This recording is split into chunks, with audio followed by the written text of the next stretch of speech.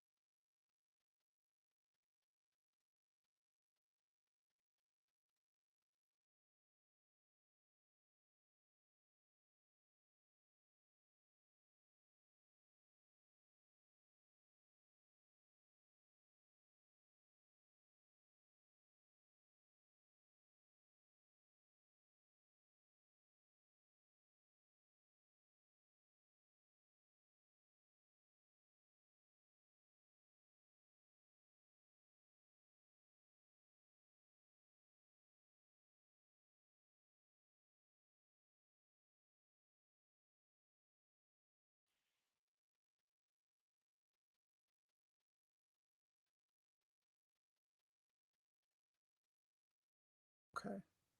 Okay. Okay. Am I good now? If I am good, if I am good, I need the thumbs up. I don't know what's going on. It's always been something.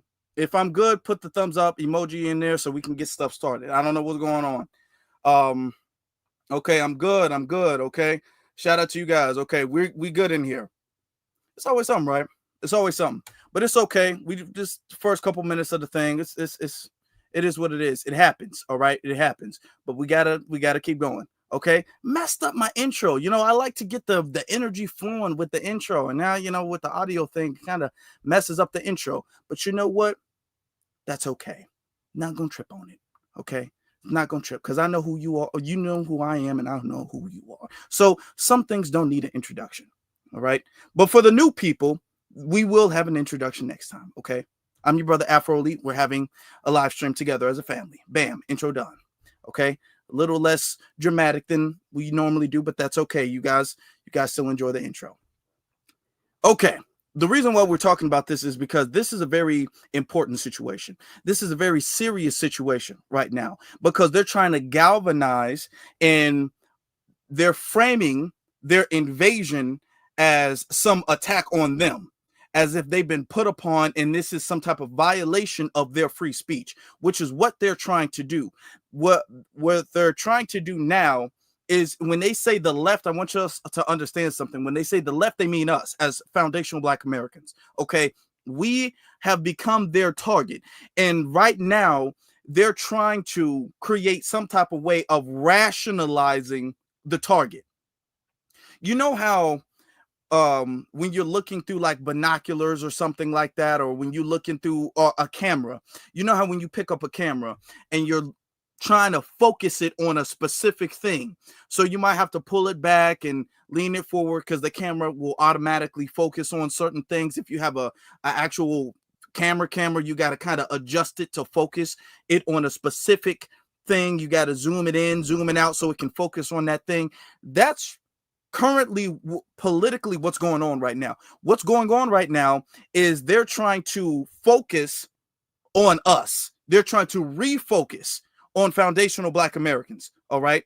Now, we've always been the target, but right now with the situation going on with them getting at each other and them taking each other out, attention is being pulled everywhere else. You got them taking each other out. You got the situation overseas. You got corruption in politics. Okay, you got the left and the right going at each other. So right now, what they're trying to do is they're trying to refocus their vision on to foundational Black Americans. Okay, so they're using this situation with Yavanka or something, like I believe that's what her name is, that situation. They're trying to utilize that to refocus the energy on foundational Black Americans. So we're going to play some things because it's very, very important that we all pay attention to this. It's very, very important that we are all aware of this. I'm not, normally I wouldn't pick up a subject 2 nights in a row unless it's something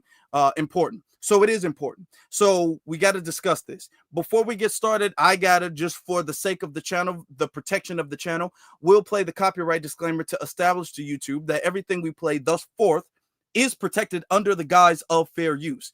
As I'm doing that, what I would greatly appreciate for you guys to do is hit that like button, that comment button. Make sure that you guys are subscribed, and we'll be right back. Copyright disclaimer. Under Section 107 of the Copyright Act 1976, allowance is made for fair use for purposes such as criticism, comment, news reporting, teaching, scholarship, and research.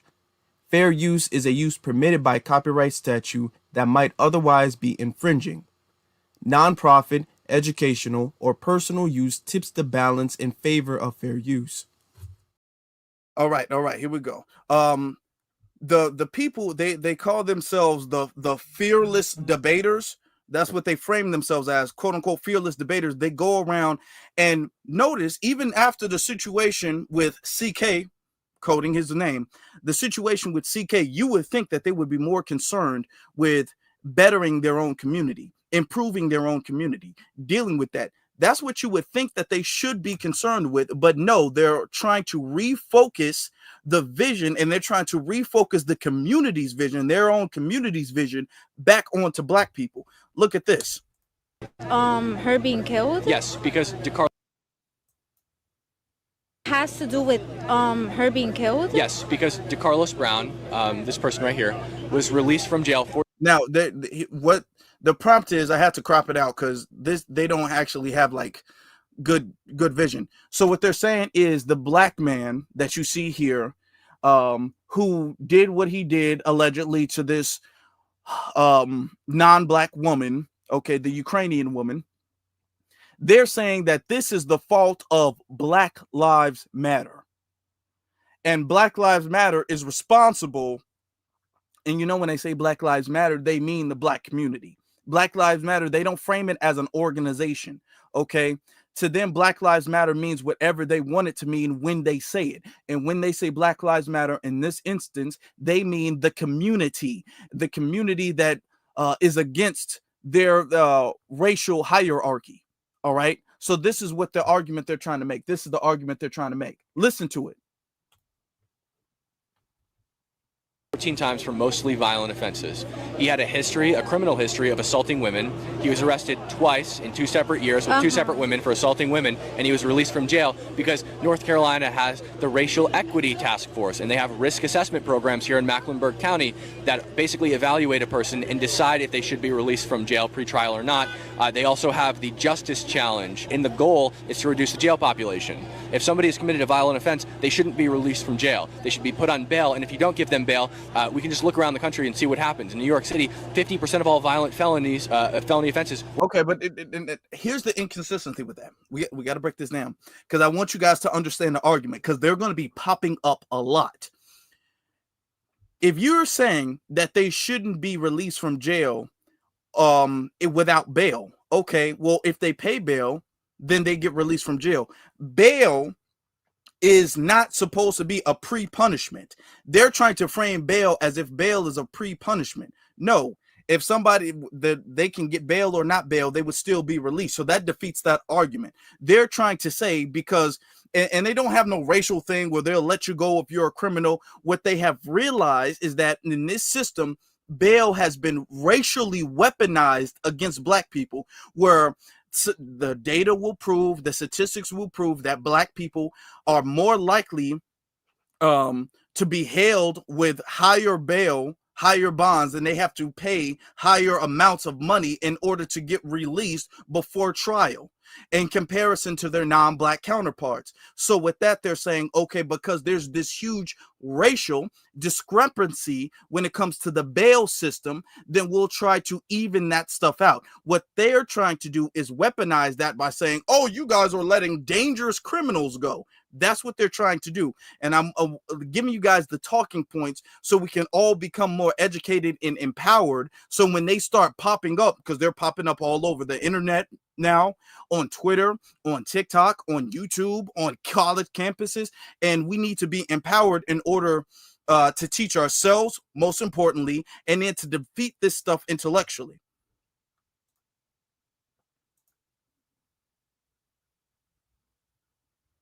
Were released from jail pre-trial. In Illinois, only 9% of misdemeanor battery assailants were held in jail. The rest were released without bail. In Washington, D.C., 36 to 37% of all violent criminals were released from jail pre-trial. But I don't feel like that has to do with the BLM movement in general. It does, because he would have been in jail if it wasn't for the policies that BLM put into place. No, he was mental. He had his own issues. And that has nothing to do with race. Yeah, he was notice he would have been in jail if it wasn't for the policies that BLM put in place. BLM never put any policies in place. BLM, he's making it seem as if BLM is a politician. BLM is not a politician, nor was it even a political organization. BLM was never that. And y'all know me. Y'all know me. I was never never cape for the organization aspect of it. But I want us to understand when we say Black Lives Matter, most of Black people who was on the Black Lives Matter stuff was using BLM, Black Lives Matter, as a slogan. The dominant society said, you know what, we can divert and derail the energy by putting figureheads there as the leaders of the movement, and then we can control the direction and momentum of the movement. So they're implanted agents to be in charge of the movement, and a lot of people were going along with it because a lot of people didn't see it as an organization. Most people who are out there protesting and out there saying Black Lives Matter or put BLM in their hashtags on social media, they just saw Black Lives Matter as a slogan to make a statement about Black people's condition in this country. That's how most people saw it. Okay, so we got to make sure that we understand that there was a difference between like the organization BLM and then the Black Lives Matter that was just really kind of like the slogan or the rallying cry for the grassroots injustice. All right.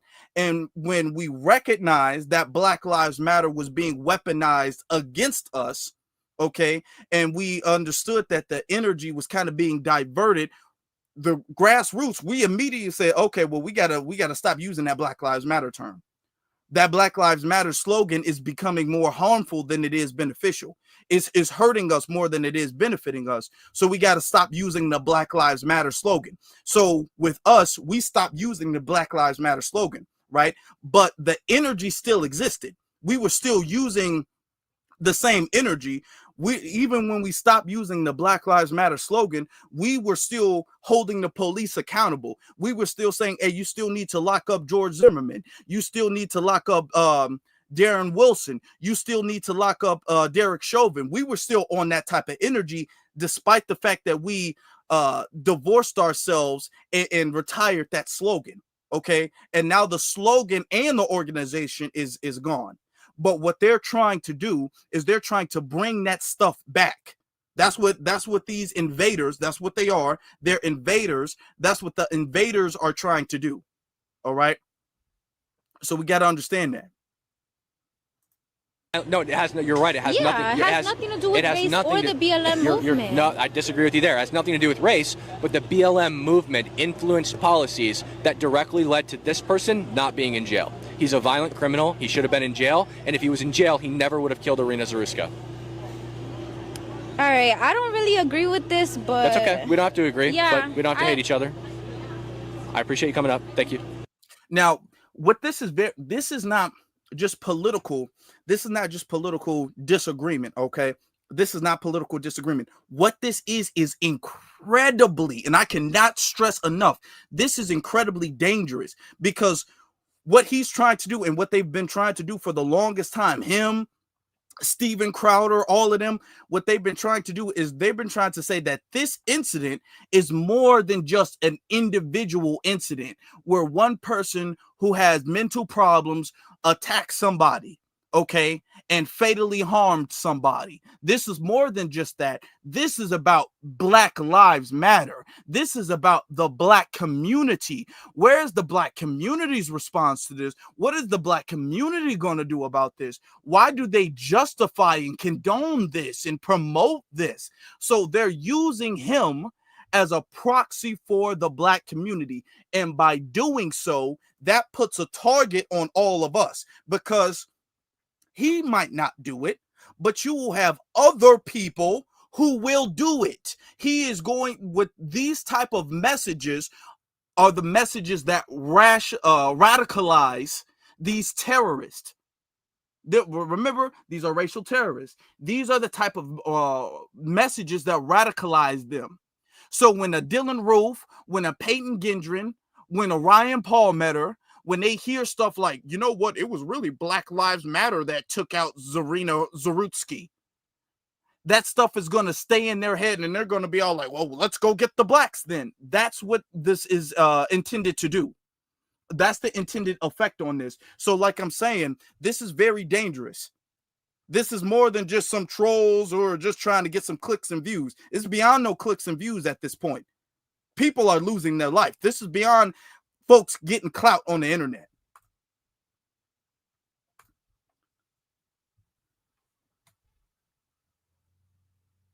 Okay, but the Constitution says that you're innocent until proven guilty, and if you're in jail, it means you're pre-trial. Right, but there's a risk associated with violent criminals, and if violent criminals have carried out a violent crime or we suspect them of committing a violent crime, we can't let them back on the street. They have to be held somewhere. That's not true. That's literally not true. That wasn't true when it came to what's his name? Kyle Rittenhouse. Anytime you guys hear that, well, you need to be kept in jail until your trial. Anytime they bring this up, here's how you defeat that talking point. Be all like, that didn't happen with Kyle Rittenhouse. Kyle Rittenhouse was suspected, and we saw on camera, Kyle Rittenhouse, he fired off and he fatally took out 2 people. He fired on 3 people and took out 2 people, and he was released. He was released. So was not Dylan Roof. So was Daniel Penny. He was released before his trial. A lot of them were released before their trial. So you can't just say, oh, well, if you are suspected of committing a violent crime, then you have to be released. Y'all were raising millions of dollars for Kyle Rittenhouse to be let out on bond, and millions of dollars for other people. What Dylan, not, I keep thinking Dylan Roof, but Daniel Penny, because the name starts with a D. Daniel Penny to be let out. Okay. So no. We're not going to change the legal system when the race conveniently fits your narrative. No, we're not going to do that. If criminals need to be locked up, then y'all should have kept Dylan Roof locked up, but y'all didn't. Y'all raised millions of dollars to have him be released before his trial, which he violated many of his probation rules, but yeah, they didn't mind that. Okay.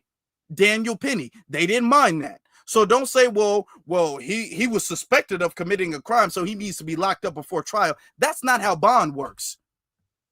All right. So we got to inform ourselves with the knowledge of that, so they don't go around and weaponize this stuff, because what they're trying to do, like I've been saying, what they're trying to do is normalize anti-Black racism. They're going to normalize that stuff. That's what CK was doing. When you normalize that stuff, and then after you normalize being anti-Black and rationalizing that, then you can normalize victimizing a group of people, which is their ultimate goal. Their ultimate goal, let's be honest, 100 years ago, you could just grab a Black person and then just put them on a tree. Y'all know what I mean? And a whole crowd of people could just be around it. All you had to do was allege that they committed some type of crime. They want that again. They want that again, where they can just surround a group of Black people and then just like, hey, we're just going to pick somebody. Where do you think the name picnic came from? The term picnic comes from. They want that stuff again, and they have to slowly walk back to that society. So they have to socialize and normalize this type of anti-Black lives and narratives, where they're trying to connect everything negative with Black people. And once you connect everything negative with black people, then that strips away innocence and humanity of a group of people, which is justifying them being over policed, and then then that justifies and rationalizes them being harmed. This is the same thing that the Klan did. History repeats itself. This is why we have to know about all of this stuff. History repeats itself. This is what the Klan did. Like when because the Klan came before Birth of a Nation, and then they kind of died down, and then they came right back after the Birth of a Nation thing. In the narrative of Birth of a Nation, if you guys remember that, is there are a group of black males, black men, who are going out and attacking innocent white women. This is the same thing that they were promoting in Birth of a Nation. And it's up to the brave white man to come and save them. And that's the same thing that these folks are doing. This is the modern day narrative that these folks are doing. So it's repeating itself. But they haven't been proven guilty. It doesn't matter. It doesn't matter. A risk is present because they've been suspected and arrested on probable cause for a crime. So you're in violation of that. You agree with violating that part of the Constitution? Are you in favor of like getting rid of jails in general? No, I'm not. Okay, so you think that some people should go to jail, which means that you would also agree with this if it was true. You would also. So you're claiming that because I believe that people should be jailed, I am violating the Constitution. You also believe in jails, which means you would also be violating the Constitution by your own logic. Now, I disagree with the idea that this violates the Constitution because we're still allowed to hold people pre-trial when they're suspected of crimes on probable cause to remove the danger from the public. Yeah, but allowing people to be held and then saying that they should not be released at all until trial is a violation of the Constitution, because that falls under the guise of punishing with somebody without a fair trial. Because to say, well, if I suspect you, because until a trial, all they are is suspects. Okay, so to say until trial, you don't get a bond no matter what, is to say that they are punished before their trial, which is unconstitutional. And you know they don't believe this because they didn't have the same energy when it came to Kyle Rittenhouse. Kyle Rittenhouse was out on bond almost immediately before his trial, and they didn't have that energy. They celebrated that. Daniel Penny, they celebrated that. Anytime somebody goes around harming black people and get released on bond, they celebrate that. So then when a black person allegedly does something to a non-black person, there needs to be no bond? No, we're not. No. We're not doing that. Yeah. Right. So, and I don't agree with just allowing people who we believe to be a danger to the public to walk free, because that's exactly how Irina Zaruska got killed. So with this guy specifically, yes. he was released from jail, and this is why this happened? Yeah, he was arrested 14 times for mostly violent offenses: armed robbery, larceny, assault. He has 2 separate arrests in 2 separate years on 2 separate women for assaulting females. He has a criminal history of attacking women, and there's no reason why he should have been walking the streets. Racist. No, it's not. To be honest, I don't believe that. He's brought up no proof, and they keep saying that, but they're not bringing up any proof to subsidize that information, to substantiate, that information. They're not bringing up any proof to verify that or to back that up. They're just saying things, just like they were saying things. Remember, these are the same people who are out here saying that George Floyd died from fentanyl, when we know what the truth is. So we can't take in unless they bring up a court record, and this is his court record. I don't believe nothing what they're saying, because they were saying that George Floyd was putting weapons to pregnant women. No proof of that whatsoever. Made it up. They will literally on the spot just make something up. Be all like, yeah, he got released, but he ate babies. Oh, he ate babies. Oh my God. Oh wait, no, he didn't eat no babies. He actually didn't. But they'll make stuff up just so they can verify their narrative, okay, to give more validity to their narrative. He was supposed to be in jail. He was supposed because this would be the same if he was white. He was released from jail when he was supposed to. But okay, then have that energy with Kyle Rittenhouse and Daniel Penny then. To have a mental evaluation because of these policies, and then he killed Irina Zaruska because of policies implemented by BLM. A murder. You're making it about This? Really? It's political. She was murdered. It's political because this person was released from jail after violent offenses because of politics. I agree it's political. I don't believe that it's BLM's fault. That's fucking insane. Right. Okay. That's fucking because insane. you don't agree with it, and that's fine. You don't have to agree with it. But you haven't made a case. You haven't made a case to the counter. Stupid. But your opinion is stupid. Okay, so show me why it's stupid. Challenge it. I literally just told you. Your entire basis of your opinion, you are using you are like. So your argument is that I'm racist, and that's it. Yeah, honestly. Okay. Yeah. Okay. So that's not challenging my logic. It's not an argument. This sign is racist. No, it's not. He was supposed to be in jail. He was supposed. No, because this would be the same if he was white. Okay. That's enough of that. That's enough of that. Man, let me tell you something.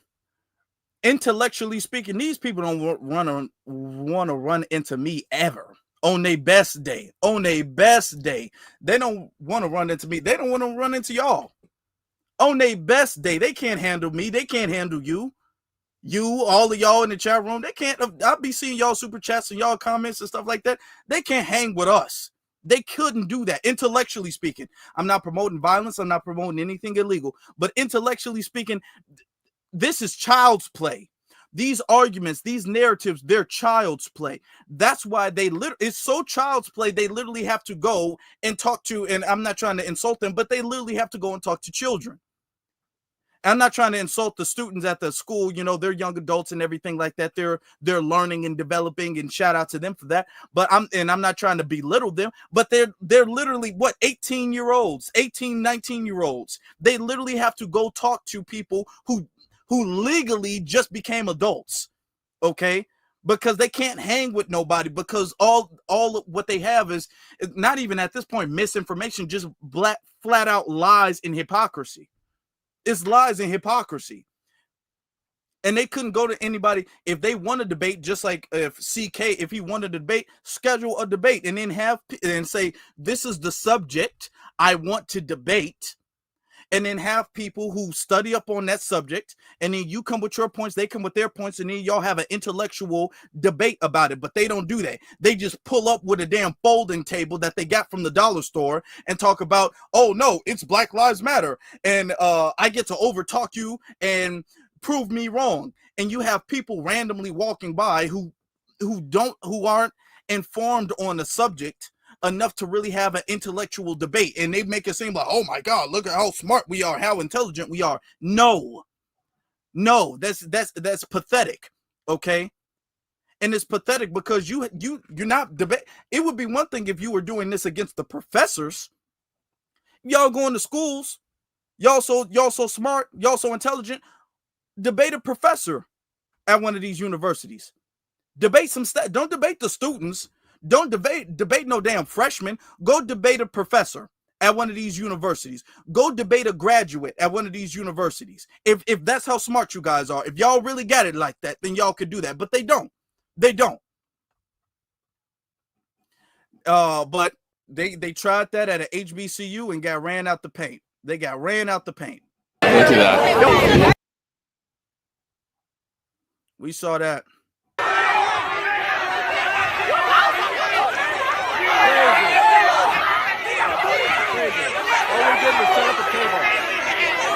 All right, we're gonna do like a little end live pre-game or post-game situation here. We have 500 people watching. We got 500 right here watching. Look. Whoa. Yep. This is insane. Yeah, ran out the damn paint. Ain't nobody playing with them. Yeah, ran out the paint. Because what you're doing, and I'm so glad that these students push back against this, because what you're doing is not trying to intellectually debate nobody or have no different a respectful dialogue. What you're trying to do is normalize othering a group of people, which is what they're doing. Okay, anytime they talk about things, and I want you guys to understand the narrative DEI. The narrative DEI is really a similar, like a sister narrative of the narrative of affirmative action. Ever since the civil rights movement, they have always said that Black people are unqualified and Black people are getting some type of handout. And because Black people are getting some type of handout, it's harming white people. That's their narrative. That's what they've been saying. They've been saying that since Guess what? They've been saying that since the Klan. That was one of the arguments the Klan was making. And this is why I tell you guys, history repeats itself, which is why we need to learn it. One of the arguments that the Klan was making is because the federal government, because there was rules from the federal government that protected black people after the slavery ended legally, technically, right? After that, there were laws that protected black people from being property and all that. All right, and made us legal citizens, right? Even though we didn't have all of the rights. They were saying, "Oh my God, do you see? America hates white people. America is betraying us." This is one of the things that they were saying. Okay, the Klan tried to market themselves and brand themselves as the real patriots and crusaders of America, and how America, this is one of their narratives, how America betrayed the white community in favor of the blacks. That's one of the narratives that they were spreading. And this is the same type of narrative that these CK wannabes are trying to spread, that America has betrayed them and America is has turned against them in favor of the black community. They've been saying that from the damn 1860s to the 1960s to the 2020s. They keep saying that, whether that's DEI, whether that's affirmative action, whether that's whatever new term, woke, whatever new term they come up with, they always keep trying to frame this as if because their supremacy is somewhat challenged and is not as absolute as it used to be back during the times of slavery, that they're being attacked and betrayed by the country. And that narrative radicalizes those terrorists, the domestic terrorists, racially domestic terrorists. That type of narrative radicalizes them, which is what they know what they're doing. Because let's be honest, they're not the ones who are going to go out there and start pulling the trigger, but they're going to be the ones putting a battery in the backs of the people who do. So this was the appropriate response from the students at the HBCU to get that stuff shut down. It was the appropriate response. I got to give another applause to the students. I really do. I really got to give another applause to those students. Got to give. Okay. You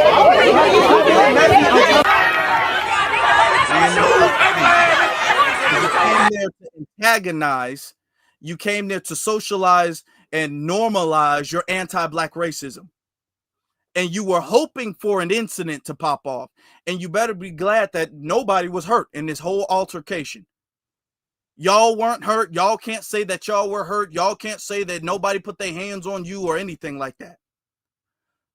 But boy, are they out here now. They sitting up there out here making it seem like they the victims of the situation. Oh my God, we the victims, and this is a violation of our free speech and all of this stuff. They out here victimizing themselves. The snowflakes that they say that everybody else is, that's what they're doing. That's what they're being right now. And I'm gonna be honest. Maybe it's just because foundational Black Americans have such good genes that I can't really relate to this, but they look so old. Is it just me? You look like you're in your 40s, man. Like, and y'all supposed to be in y'all 20s and stuff like. Y'all look. How old are y'all? Y'all look like y'all need to be picking your kids up from high school. I mean, maybe I guess we just got such good genes, but these people age like milk out in the sun. You know what I'm saying? And when I say these people, I just mean certain individuals. I'm not bullying anybody or targeting anybody, but okay. All right, man. Okay, dude. No plans to stop anytime soon. Like, no plans to stop anytime soon. Like, if anything, the events of yesterday have only strengthened our resolve and showed us how important it is that conversations like this be had on college campus. We were all very inspired and angry after seeing the horrible assassination of Charlie Kirk, and immediately decided that we needed to get on last-minute flights and do this, because if we don't, who will? Somebody needs to pick up the mic. Somebody needs to have these conversations and continue on free speech. Well, we certainly appreciate you joining us today. Be safe out there. Even Fox News has been saying something about it. Continue his mission of engaging with college students on both sides of the aisle. It's a good thing. And two such conservatives are on what they're calling the Fearless Tour. Well, turns out they had to be escorted off the Tennessee State University campus when a riot broke out. I guess some students apparently are overcome with rage and they keep a riot. Y'all call anything a riot? There was no riot that broke out. Nobody. What was damaged? Somebody took y'all little cardboard signs away. Ooh, what was damaged though? Okay, a riot broke out. They make it seem like folks was throwing bricks and Molotov cocktails and what a riot? You calling a group of people? They wanted a crowd of people. The crowd of people didn't have the responses they wanted, and they framed that as a riot broke out. A riot where nothing was damaged and nobody was harmed. That's a riot. This is the most peaceful PG riot I've ever seen. Nobody was harmed, nothing was damaged, but this is a riot that broke out. Okay, that's how they're framing this. They were like they were attacked by a group of angry blacks, and the blacks came. They just got done eating lunch at Popeyes and drinking watermelon Kool-Aid drinks, and they just came with a bunch of and they just started throwing Hennessy bottles and basketballs at them, and oh my God, and blasting rap music. They were listening to King Von and Tupac, and they were smoking marijuana. And they came with them and with their Black Lives Matter signs. Okay, all right. the mention of the word debate. Yo. You better not, Blake. You better not. Okay. Bring the sign back.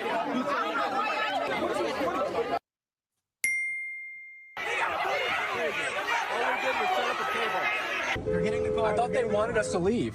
They're hitting the car. We're trying to leave, and they're telling us to leave, and they don't want us to leave, I guess. Yeah. Oh, whoa. Did somebody just throw something in our car? They're still hitting the car. Whoa. That was loud. Conservatives are trying to Oh, Lord. Okay. So that's enough. Let me get to some of the super chats before we continue. Shout out to my good brother Antithesis. Antithesis says, salute to those young brothers and sisters getting those let me zoom in. Numbskulls. Yeah, numbskulls out the paint. Leave us the F alone. Leave us alone, man. Leave us alone. Yes, leave them alone. They had no permission being there. All right. We already established that they were unauthorized. Their whole presentation, their whole little setup, their whole little debate thing was unauthorized. They literally had no permission to be there, which is why they were escorted. They were escorted there. The police had to make them leave because they didn't have any permission to be there. All right. And their presence was antagonizing and was going to lead to an altercation. Okay. Yamiya said, that is the only reason they went there, to antagonize those young adults. Yes, they were looking for problems. They were looking to cause problems. To be honest, it could be a little bit more nefarious than we might even know of at this moment. But they were looking for problems. If they were doing things the legal way, they would have went about it through the legal channels. Like Charlie Kirk, and y'all know we're not a fan here, but like Charlie Kirk. Charlie Kirk, think about it, never got escorted out of a college campus. It was a lot of people who didn't want him at their facilities, but he never got escorted because he went through the proper channels to have a legal permit to do that. They didn't. They just pulled up at some place and then put a table there. Okay. Tobias, appreciate you, Tobias. Tobias says, AE keeps spitting those facts. Oh, definitely. Oh, definitely. We got more to go. We got more to go, y'all. So you got some people out here caping and making it seem like they're the victims and all of this stuff. Listen, y'all look at this, okay? Y'all already know this guy. Y'all already know his get down.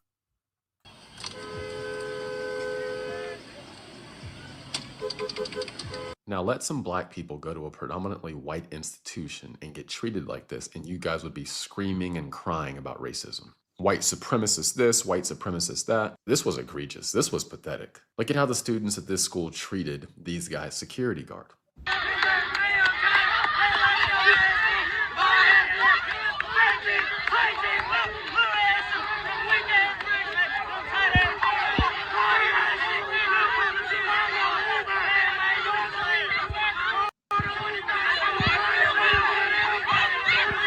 Like a bunch of rabid animals.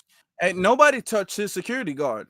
Notice that. Notice they're not, because if his security guard was harmed in any way at all, they would be all like, oh my God, look, they're so violent. They're so violent. They're so violent. Nobody touched his security. Nobody touched his security guard. His security guard made it out there unscathed, like all of them did. Yeah, they practiced their First Amendment right. Don't y'all be crying about the First Amendment. They was practicing their First Amendment right of disapproval. They have a right to disapprove. They have a right to let somebody know that. They have a right to be upset. And they were practicing their First Amendment right, but nobody was harmed. They didn't rob them. They didn't mug them. They didn't beat them up. They didn't hit them. So what you complaining about? It's what it seems like. All because these gentlemen wanted to come on campus and have open debates. And aren't colleges supposed to be the place where intellectuals exchange ideas? All of this because they came and set up on campus to have open debates. By the way, I'm gonna say it right now, this university is a joke. Look at what the university said. Today, a group of individuals unaffiliated with Tennessee State University appeared on campus without prior notice. In accordance with university policy, any demonstration or protest activity requires advance approval and permitting. Campus police and staff responded promptly, and the individuals were escorted from university grounds without incident. This is where it's crazy. At all times, TSU students conducted themselves in a professional and respectful manner. You know we can see the videos, right? Notice, y'all, notice how all of them are reading the same thing. We read this last night. Notice how they're all reading the same exact thing and skipping over the fact that the school has officially came out with a statement saying that they were unauthorized to be there, that they did not have a permit, and that you need a permit to be there to set up a protest or a demonstration or all of that. Notice how every single time, every single one of them who are going over there trying to defend the invaders, the invader defenders, they're all skipping over that and trying to highlight, oh, they didn't handle the situation with decorum. They didn't handle invaders who are illegally approaching, because it is either legal or not legal. They're illegally invading their college campus to spread propaganda, anti-black propaganda. All right. Harmful anti-black lies and propaganda and narratives. They're saying that what we need to focus on is not the fact that these people broke the policy, violated policy. We need to focus on the fact that their removal wasn't as peaceful as we would like it to be. So you're not notice that. Just notice that they're skipping over the fact that in the same statement he read, yeah, they weren't invited, but they didn't have to kick them out like that. No. If you're trespassing on a campus, if you don't have any permission to be there, you can get kicked out however you want to get, however it happens. Okay. They're lucky they didn't get arrested because they could have been. Okay. Because they know they need to get permits. They know they need to get all of this stuff. And I'm going to play a clip later on this live stream to emphasize the fact that they knew what they needed. They knew they needed a permit. They knew they needed permission. They didn't just pull up and be all like, well, you know what? I just thought this was a public place. No, they knew they needed permission to do what they did, and they didn't get it, and they did what they did anyway. They knew that. I'm going to play a clip later on. All right. So they knew that. So they violated the rules, but he's going to skip over that. and attack the black students for quote unquote not having a respectful dialogue with trespassers.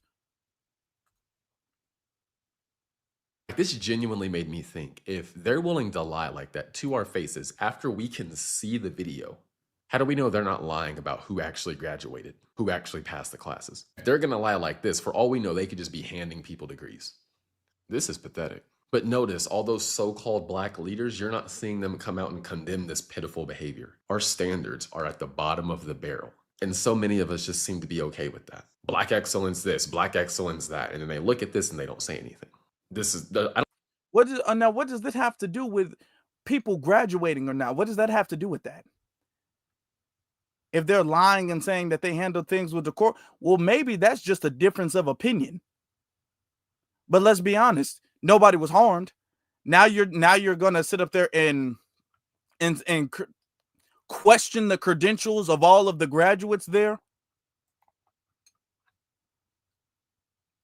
I don't think there's any other word other than pathetic. Well, I don't know if there's any nicer words other than pathetic. And this is one reason why the black community struggles. We do not have standards. You do not see black leaders coming out aggressively and condemning this. We have a problem with accountability, and our standards are. Now it's the whole black community. Notice he will find a way. He will dislocate his arm reach and finding a way to blame the entire black community. We got to condemn students for removing trespassers.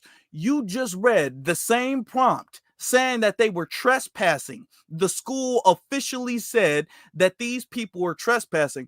All of the black brothers and sisters who were there, the young black youth who were there, were actually students who have permission to be on the campus because they were students at the school. So you have people who have permission to be there and then people who did not get permission to be there, removing them. And you're saying that the community needs to come there and condemn them. At the bottom of the barrel. Again, it's pathetic. Oh, and Tennessee State is a joke. Also, just a reminder. We ain't going to even let that advertisement go. You know what's interesting? Can I tell you what's interesting before we get to the super chats? Because we still got more to go, y'all. Y'all make sure y'all hit that like button. Okay. Y'all make sure y'all do that for me real quick. All right. Let me ask y'all something.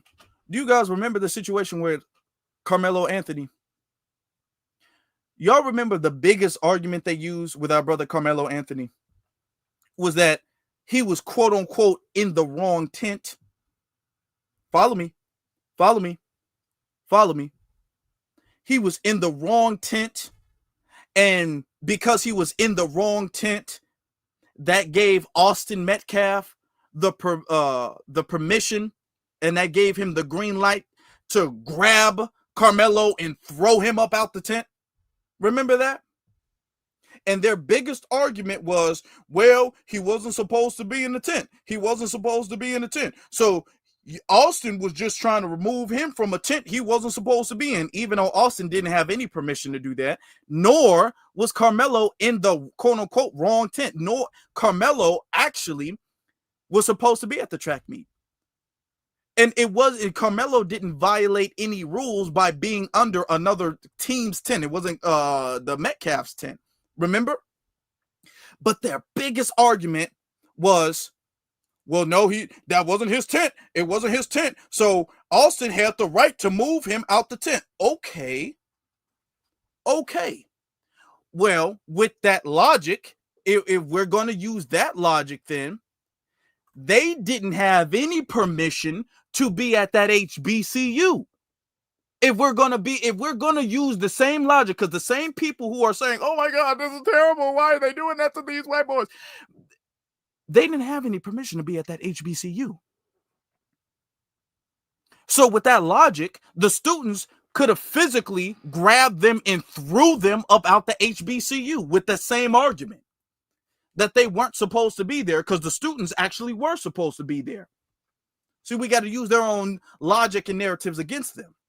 But the students actually handled things with civility, respect.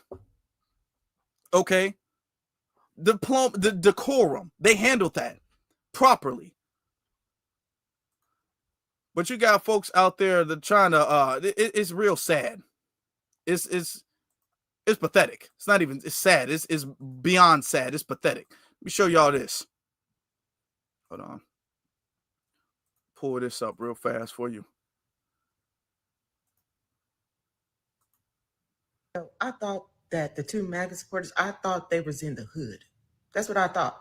Until I saw in the background, no, this is actually the campus of Tennessee State University. Of course, they're going to try to spin that story to make it seem like the two MAGA students that came there to debate was disrespectful and all of that. Go watch their video. Fearless debates. That's not how it started. It was actually a debate that was going on. And a young Black student that was there at the microphone, they was having a respectful dialogue. But then you had the 92%. That's what we're going to call them. That kicked it all off. That's what happened. Then they just started just to become uncouth. Start screaming BLM and all of these things for an organization. BLM never gave a damn about Black people, if you didn't know that. It was a Black Marxist LGBT organization that scammed and grifted from the Black community. Oh, and white liberal guilt. But I'm going to say this because apparently your parents or even your mentors are these grifters and scammers, as far as what you want to call your Black leaders, are not going to tell you how the world really works. Because if any employee, because you're going to school, first off, this school has like a 16%, I think it was, graduation rate. So if you graduate from there and you're looking for a place of employment, entry level to start your career off, if I was a hiring manager, or I am a manager, I'm a financial controller, and I was to see a resume to come across my desk and it has Tennessee State University, it would be a decline for me. Because in this video, do y'all hear that? Do y'all hear that? That sounds like discrimination. Okay, now these are the same people who claim DEI is anti-merit. And it should just be about your qualifications. It should just be about your merit. What she just said is literally anti-Black discrimination. So you're going to decline somebody because you don't like, because you don't like the way students at a university handled something. So if you, and notice what she said, and this is why I'm playing this clip, because it's so detrimental and dangerous. You guys wonder why certain people get to certain levels and break certain ceilings is because they got to sell out, because she will be the gatekeeper. She just said she was a hiring manager. She just said she was a hiring manager. It'd be one thing if she was just somebody who had nothing to do. If she was customer service or something, it'd be something, it'd still be a problem. But if she was something that doesn't affect somebody else's livelihood, she is in a position where she can affect somebody else's livelihood. And she's saying that she will openly discriminate against somebody who comes from a HBCU because you don't like the fact that they didn't welcome invaders in their campus. You don't have a problem with the boys who invaded. You don't have a problem with them. You're not going to discriminate about from the college that they came from. You're not going to have that same discrimination and discriminatory practice with the colleges that they came from, despite the fact that they're the only people who broke any policies. They're the only people who broke any rules, broke any laws, but you're going to discriminate against the Black students who didn't, with open arms, welcome a whole bunch of anti-Black invaders. It's very dangerous and it's very problematic because she's in a position that can affect the livelihood of one of the graduates from that school. Man. And this school reputation now is ruined. And I say that because off top, you have a lack of communication skills. You have a lack of critical thinking skills. You have a lack of emotional intelligence. You have a lack of self-awareness. You have a lack of interpersonal skills. So you have all of these things that you have to work in an environment where there is diverse people, white people that's going to be there working this same job right there with you. Some of them may be your managers. So, okay, well, let's talk about the white people's level of entitlement. and their inability to follow policy and their inability to follow instructions. Let's talk about the invaders, okay? Because they're the only ones who broke any rules, while you're sitting up there trying to police the reaction of the actual students at the campus. You're skipping over and dismissing the fact that the school itself said that they never gave permission for them to come to the campus in the first place. And they knew they didn't have permission. I'm going to play it for you guys. Y'all just make sure y'all stay tuned in. I'm going to play it. They knew that they did not have permission to be there, but they still showed up. But you're not going to discriminate against them. There's no consequences or repercussions against them or where they come from, but there needs to be consequences and repercussions for the black students and where the black students graduate. While y'all are out there acting crazy like this because someone has a difference of opinion and they're willing to sit down and have a respectful debate with you, just remember that being at a college and a university is only for a short period of time. You would spend the rest of your lifetime having to work together in a diverse setting anywhere. And to the young men that was trying to have a respectful debate and trying to carry on Charlie Kirk's legacy, right now you can't talk to people that are emotionally filled and lack logic. So you're going to have to be careful out there. I would not go to any more HBCUs to have any debates. They'll see you in due time. Initially, when I saw that video, you see that?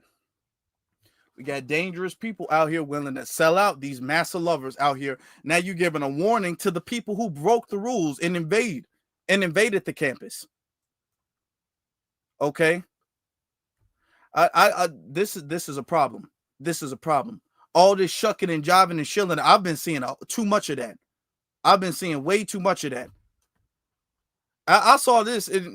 This bothered me too. Let me show y'all this. And we got to understand this because these will be the narratives that we need to debunk for the children. So the children don't have to go out there and be intellectually disarmed. We need to intellectually arm and empower ourselves. If I see a black pilot, I'm going to think, boy, I hope he's qualified. Let's talk about it. I have seen this clip over and over. It's been sent to me more times than I can count. And I can admit that in my old liberal mindset, hearing that with no context would have enraged me. And I wouldn't have been willing to listen to the context because I would have decided that this man was racist. And that's what a lot of you have decided. And I worry that in our community, we jump directly to defensiveness and we have given up on critical thinking. And that has stopped us from being able to be reflective, like self-reflective when it comes to our community and what is true. So let's talk about what's true. Charlie Kirk was saying that if only 2% of pilots in our country are black, and these different airlines have put in place DEI policies to increase purposefully and like specifically increase the number of black pilots that are working for our airlines, and they are adjusting the merit and the qualifications in order to do so and in order to hit those numbers, then it's safe to say that many might not hit the standards that used to be required. Okay. Lie. Absolutely. Because the thing is that the merit to become an airline pilot literally has not gotten any easier. As a matter of fact, the qualifications to become an airline pilot has actually gotten stricter in the last 20 years. It's actually gotten stricter. What DEI and the whole initiative that they were doing is saying that, first off, this country in and of itself, they don't ever bring this up. This country is in kind of a shortage of pilots, where you're having people who've been flying airplanes for 40, 50 years who are trying to retire. They're trying to keep people from going into retirement because the country, the American country, is short. And they've made multiple reports about this. And this has been a problem for a while now. They're short of pilots. So they're saying, okay, well, we need to do outreach. We need to create more resources and more programs so we can start teaching other people to become pilots, because when America was first having airline pilots and everything like that, and that was the white man's job. Well, now there's not a lot of white men who are still pilots. So we need more. First off, America's short when it comes to a lot of stuff. Their anti-black racism has been cutting their nose to spite their face. So they're short when it comes to a lot of people in the medical field because there's been discrimination in the medical field. We're short of a lot of different positions, pretty much every position in the medical field. We're short of people when it comes to pilots. We're short of people when it comes to construction. We're short of people when it comes to a lot of different things. All right, because you guys wanted to relegate those positions to the dominant society and saying, well, these people, yeah, IT, we're short of teachers. We're short of a lot of people when it comes to a lot of different things. And now it's becoming a problem because these people who are holding these positions are now trying to leave the field.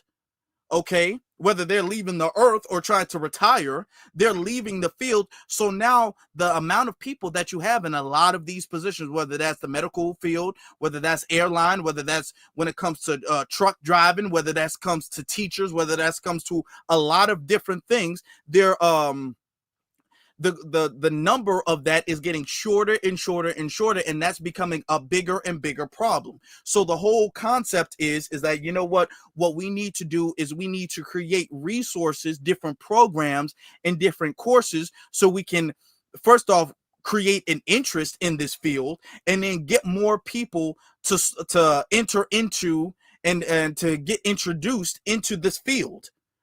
Okay, so because being an airline pilot is pretty expensive. So they're thinking like, okay, if it's pretty expensive, right, then we need to give more resources to this community so they can take certain courses. So they'll have different courses and programs and scholarships and things like that.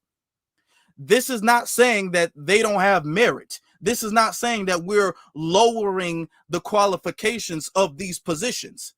But yes, the whole country in and of itself needs to do something real quick because they've been realizing, okay, yeah, all this anti-black racism, you thinking that you're going to have the good jobs for the dominant society, and the blacks, y'all can just work at the little minimum wage jobs or whatever the case is. Okay, well, now the people who have the good jobs that you guys need are in very short supply. So you need some of the black people that you guys have been gatekeeping from the good jobs. You need them to come in and do this stuff to save the country like we always have been. So it's absolutely incorrect. It's a lie that black people are getting anything because the qualifications have been lowered. That's absolutely incorrect. The qualifications, like I said before, have only gotten higher, harder. And did he say it in a way that was a little inflammatory and that ruffled feathers and that made people cock their head and say, what are you saying about the black community? And I think many of us heard black pilots aren't qualified. And that's not what he said. So did he say it in a way that could be misconstrued as racist? Yes. Does it change the fact that he was attacking a policy and not a people? No. And it's okay for people to speak truth to our community. And I fear that we've become so sensitive and honestly so entitled that if a white man speaks to us or about us in any way, we call them a racist unless they say anything but I'm sorry. And until we're willing to listen to other voices and be honest with ourselves about ourselves and stop being so sensitive and immediately screaming racism, we're not going to grow as a community. We're not going to grow as a community until a bunch of black people listen to the white man. We're not going to grow. I just feel like the qualifications has been too low for black people. Okay, yeah, sure. Get out of here. Get out of here. Let me get to some of the super, because boy, the Samboing ain't stopped yet or even slowed down. Let me get to some of the super chats before we get too far ahead.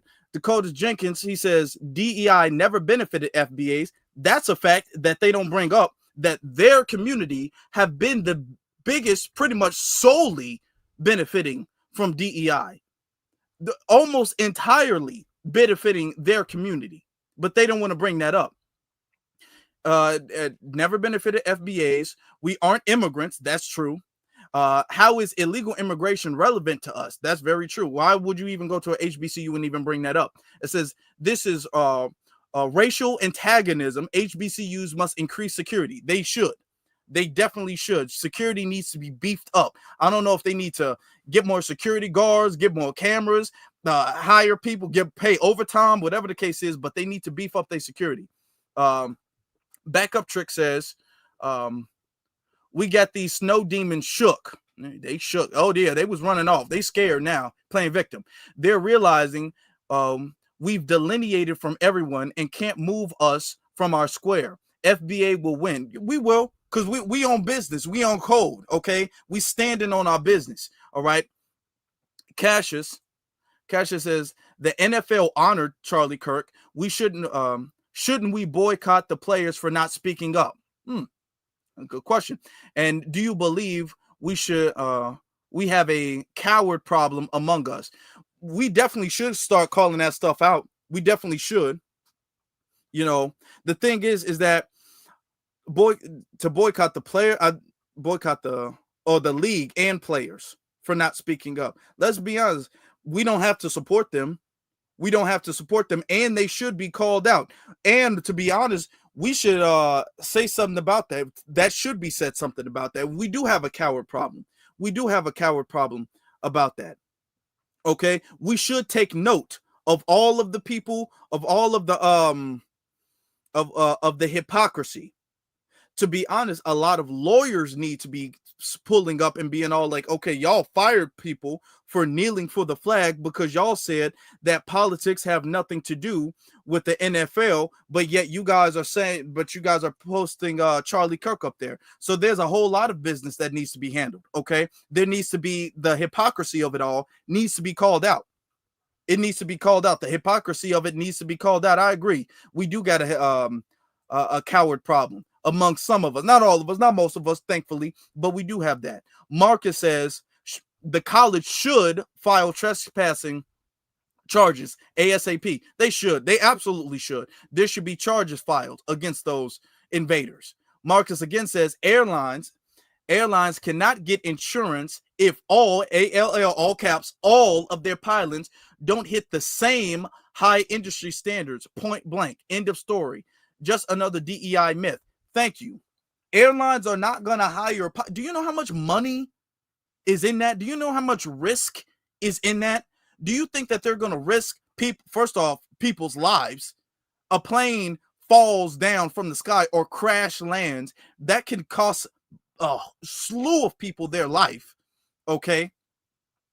And we've been seeing that earlier this year. A lot of planes just been falling out the sky and stuff like that. We've been seeing a whole bunch of plane crashes and Boeing and all that. We've been seeing a lot of that stuff and people losing their life, and the millions of dollars that could reach up to billions of dollars worth of damages and lawsuits and all of this stuff. Do you think they're going to do that over some black people's feelings? Over, well, I want black people to feel included, so I'm going to risk the whole industry, the whole airline. We're going to risk everything we got going on to make black people feel included instead of having them reach the qualifications. Now remember, they didn't believe that black people had qualifications. It's not like they feel like black people didn't have qualifications. They want their own people to run it. Okay. They want their own. Hold on. Misspelled the word. They want their own people to run it. I just got to bring this back up. Okay. I wasn't even going to go there. I wasn't even going to do it, but I got to show it. This United story and the DEI story hits so hard because we've all been in the back of a plane when the turbulence hits, or when you're flying through a storm and you're like, I'm so glad I saw the guy with the right stuff and the square jaw get into the cockpit before we took off. You're so glad you saw somebody with the quote white stuff, the right stuff, and the square jaw get in the cockpit. What makes them more qualified to fly an airplane? And I feel better now thinking about that. Now notice that These are the people who claim that they don't see race. They don't see race. Why couldn't it be somebody who doesn't look like you? That's what he's essentially saying. He wants somebody who looks like him, and he only feels comfortable if somebody who looks like him is flying the airplane. You don't know if the person who looks like you is qualified to fly the airplane, if the person who looks like you is dangerous, if the person who looks like you is has medical problems or anything like that. Most of the airplane crashes are by people who look like you. Go look up some of the most historical airplane crashes, and it's by people who look exactly like this dude. But he's saying that he feels like the only safety he has is if people who look like him run it. And this is what I'm saying. These people don't care about merit. They don't care about merit. They want to run the world, whether they're destroying it or not. They want to be the ones in control. Whether the plane crashes or doesn't crash, they want to be the ones who fly it. That's what they're saying. They would rather have a plane crash and the person has a, quote, square jaw who crashed the plane than have a plane land safely and the person be black. That's what they would rather.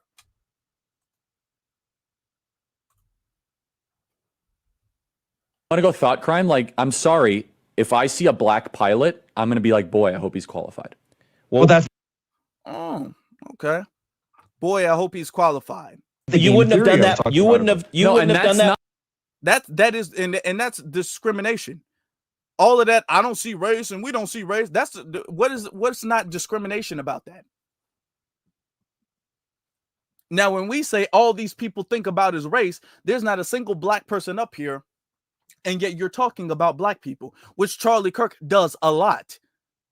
These people consistently talk among each other about black people. And then when we say something about us being black or living black in America, they be all like, nobody even thinks about race. The average person, I just think about going home and going to my family and my wife and kids, and I don't think about race at all. And I don't even see color. All of these, I don't even see color, man. I just see you as a black person. And I just see you as an American, and we're all children of Jesus. That's what they say. But yet they're constantly talking about black people. That's not an immediate. No, you wouldn't have done that before. That's not who I am. That's not what I believe. It is the reality the left has created. That's not who I am. That's not who I am. That's not what I believe. You just said that 10 seconds ago. You just said that 10 seconds ago.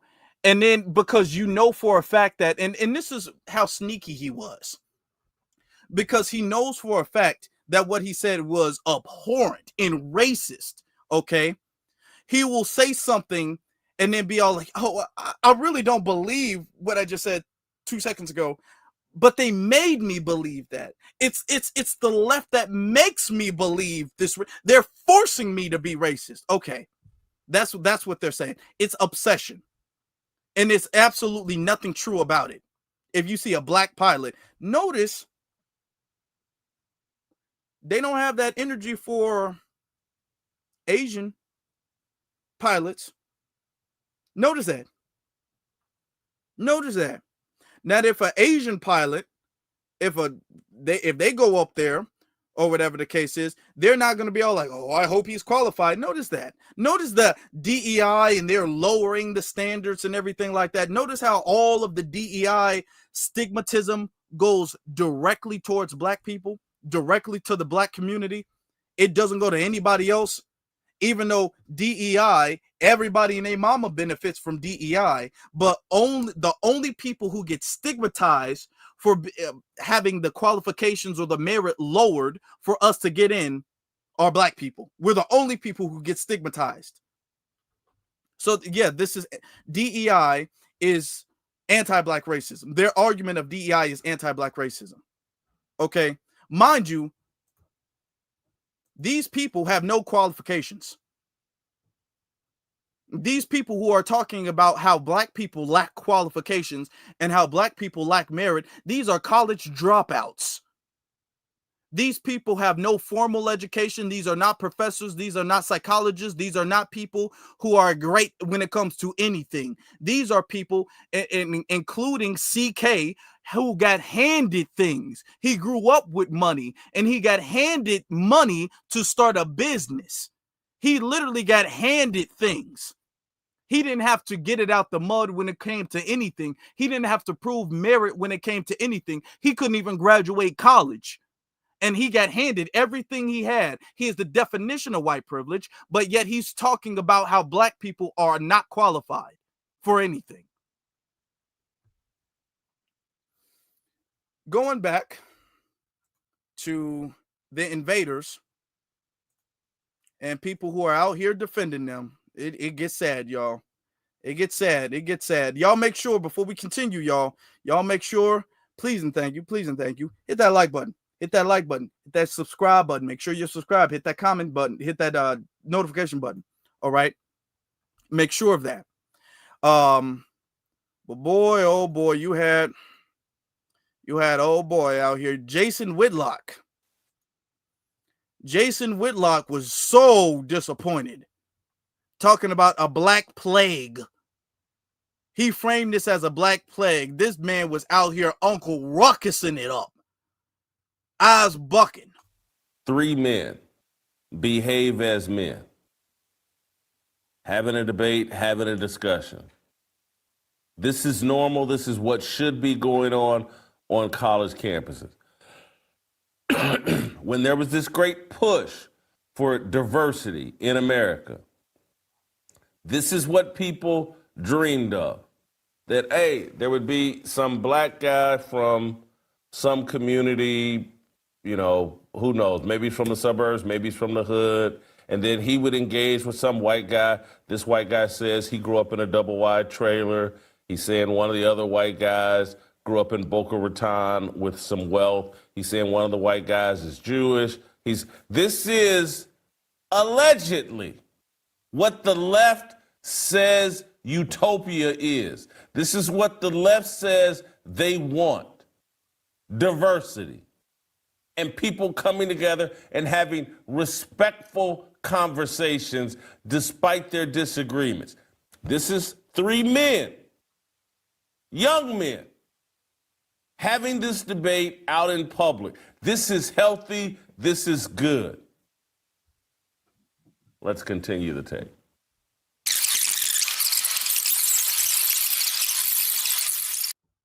Respectful conversation with another man. A woman comes up and they got 2 signs sitting in front of the table and she pulls it down, knocks them to the ground. Yesterday, when you heard me talking about Nina Westbrook, Russell Westbrook's wife, and I started talking about that Jezebel spirit, I started talking about her nature from the garden. How can I stir up drama and conflict?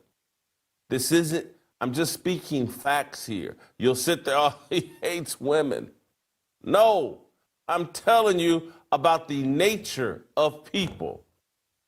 Women, they love drama. We just saw 3 men having a conversation, a disagreement. And the next thing you know, here comes that snake from the garden, snaking her way into the conversation. Let me tear something down. Okay, let's break this down. So he's trying to attack the young black women because in the video right here, gonna play it back. Okay, in this video, early on, it was, as you can see right here, it was a woman. Don't do that. Come on. Yo. It wasn't just the women, but it was some women who did that. And he's saying, oh, look at the Jezebel spirit. The 3 men were getting along with everybody, and it was the women who caused the problem. No. And every single time a black woman is being on code, they frame this as he frames it in particular as the Jezebel spirit. And then he follows up, and I'm going to go back and play it. Then he follows up by saying the black men who are doing the same thing the black women were doing, they're all like beta males or something to that effect. They're all like simps or something to that effect, following behind the lead of a woman. That's what he's trying to say. He's trying to say the men were cool and it wasn't a problem until the women got involved, and then the men wanted to impress the women and then they got rowdy. That was absolutely not the case, because these people were not invited, so they shouldn't have been there in the first place. Whether it was a woman who knocked the signs down or took the signs, or a man who knocked the signs down or took the signs. All right? Notice that. That's what he's trying to do. And that... I don't even want to get into allegations of Jason Whitlock, but Jason Whitlock got some allegations, and he might favor men in more than one aspect based off of certain allegations. I'm not going to say anything. I'm not spreading any rumors, but I'm just letting you know what the streets are saying. Let me escalate this event. Continue the tape. Okay, you can't. Come on. Another woman. Come on. Really? Stop Seriously? the tape. Stop the tape.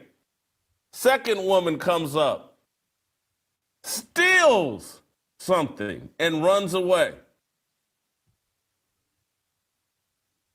Steals the sign and runs away. This is the second one. Continue to play the tape. Yo. Okay. Now I got it. Stop the tape. Stop the tape. Young man, oh, the women are stealing things. Let me go steal something. Let me go steal the sign. And then the little guy in the wife beater, black shirt, he's all gassed up, talking real salty, because there's a big mob behind him. Guarantee you this guy, if it was a one-on-one situation, would be quiet as a church mouse. I guarantee you, if these invaders, these MAGA invaders, Charlie Kirk wannabes, didn't have security with them, they wouldn't have even showed up. While you sitting up there challenging this dude, you saw how quickly he backed off, though. You saw how quickly he backed off. You saw he didn't want them problems with that brother at all. Let's take that back real quick. He didn't want them problems. He backed off immediately. He was ready to chase a female, but then when a male showed up, he turned around immediately. He didn't want those problems, and he got security with him. Yeah, he was ready to chase a female down, but then when a male stepped to him, he turned around real quick. He's all gassed. Oh, he only did that because the mob was behind him. Well, he got armed security right next to him. Let him handle his business if that was the case. Steal something. Let me go steal the sign. Let me tell you. He ran back real quick, didn't he? Stop the tape. Second woman comes up, steals something, and runs away. Steals the sign and runs away. This is the second one. Continue to play the tape. Yo. Okay. Now I got it. Stop the tape. Yeah, you turn back real quick. See, and let's be honest, most of these people are cowardly. Most of these conservatives and these people who claim to be like these alpha men and all of that stuff, they're cowardly. They're cowardly. They wouldn't step to a male the way they step to a female. They get real buck and wild, and they'll call a female out her name, and they'll act like they'll hit her and all of this stuff. But when a male is present and is in the room and is matching that energy, they get real quiet. All of that energy just goes away. He didn't want no smoke with that man, and he got security right next to him too. So if it became a physical incident, he had security right next to him. But he didn't want that. He didn't even want to try it. He didn't even want to try it. But he would have, if it was a crowd full of women, they would have been out there throwing hands. But it was a crowd full of women and men, young women and men, and they didn't even want to try that. These people are cowardly. Even with security, they're cowardly. I'm gonna fast forward a little bit, because he got he brings on a guest later on the program. In them. There's no leadership in them. There's no, hey, I'm a man. I know what I'm doing here. Let me play chess with guys that have invited me to a game of chess. No, the women inject checkers into the game.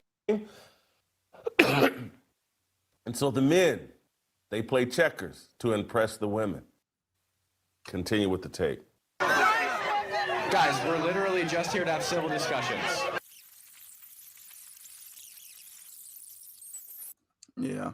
All of that. No, yeah, the men are falling in line. No, those brothers and sisters are on code. And this is their way of trying to create some type of gender separation between black males and black females is by trying to really what he's trying to do is emasculate the men by saying, well, the women, they weren't on code. They were being emotional and Jezebel like. They were behaving like a Jezebel. They had that Jezebel spirit in them, you know. So what you're trying to do is you're demonizing the women, and then you're emasculating the men by saying the men, y'all didn't have no leadership. Y'all didn't handle the situation like a man. Y'all didn't lead like a man. Y'all followed behind what y'all thought the women wanted.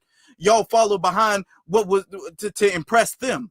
So he's trying to do that. So next time, the men are going to second guess, the men and the women are going to second guess being on code together and being locked in. I think that was beautiful. I think that them practicing their First Amendment right and protecting their campus was a beautiful sight to see. How black men and black women were together, locked in when it came to that situation. How there wasn't a gender issue or a gender divide, and he's trying to throw a gender divide because they don't like it when black men and black women are locked in. They don't like it when we're all on one accord, when we're all aligned with the same agenda. They don't like that. So they're trying to make it seem like the men were being less of a man and the women were being less of a woman. So that's what he's trying to do, but it's not working. It's not working. It's not working. He brings on this one person. Let me fast forward. Have a group of adults. Hold on, let me take it back a couple seconds. That they threw the matches. I sat and watched young black men respectfully disagree and have a conversation with these two guys. And then I saw him get surrounded, or not him get surrounded, but eventually a bunch of women showed up, started stealing things, taking things that wasn't theirs, and the thing got very emotional. What did you see? First, Jason, I do want to commend the young guy who actually tried to have a conversation with them. I would say I thought this was a complete waste of time, though, Jason. And I think it's a waste of time for a few reasons. Number one, when you have a group of adults condoning the behavior of kids simply because they're saying there was no permit or they didn't have permission, no one's correcting the behavior of the children. They are actually condoning them having a lack of conflict resolution skills. Who's condoning the conflict resolution? You are literally demonizing the students for having what you are saying is the lack of conflict resolution skills, instead of getting on the people who caused the conflict in the first place. These people did not have permission to be on that campus doing what they were doing. And they were the ones causing the conflict. They were the ones causing the problem, which you really have to acknowledge. You can't overlook that. You can't really say that that's not true. If the college campus is making a statement and and I'm going to play a clip right after this where one of the guys who was there actually comes up and admits that they didn't have permission to be there. Okay. But if they admit that they don't have permission to be there, then they're the people causing the conflict. So you can't police the people for their method of resolving the conflict more than you can police the people who actually caused the problem.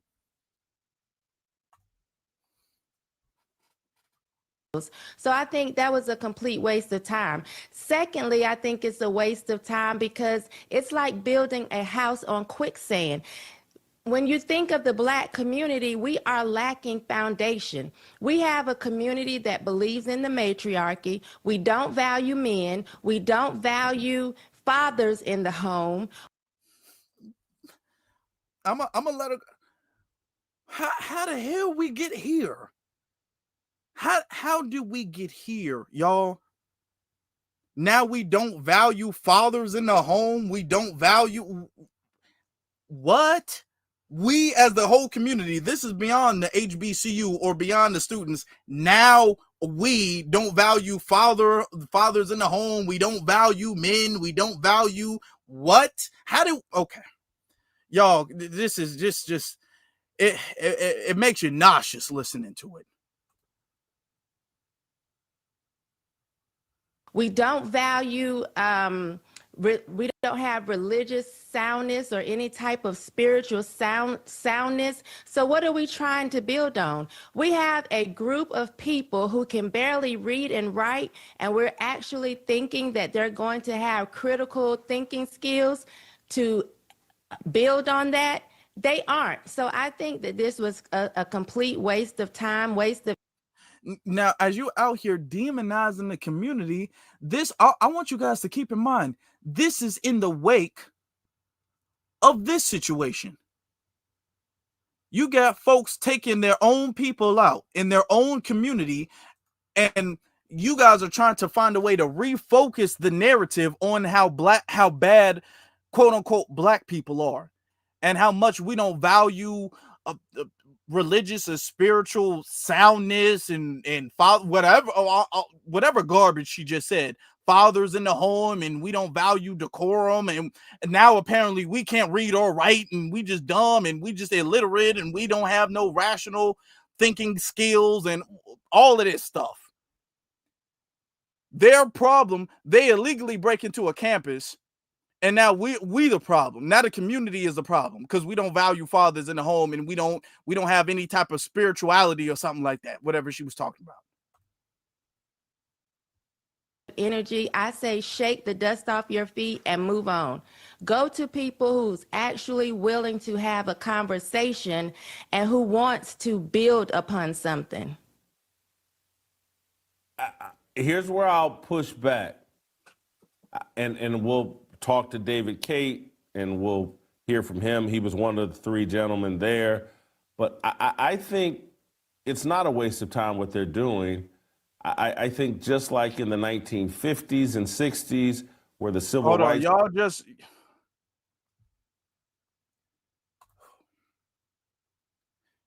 brace yourselves. That's all I'm going to say. Just brace yourselves. Brace yourselves for this. Okay? Notice, now he talks about it's not a waste of time, because she's saying it's a waste of time for those invaders to come to the campus. He says, no, it's not a waste of time, because in the 1950s and 60s, now listen, brace yourselves, y'all. He was one of the three gentlemen there. But I think it's not a waste of time what they're doing. I think just like in the 1950s and 60s, where the civil rights movement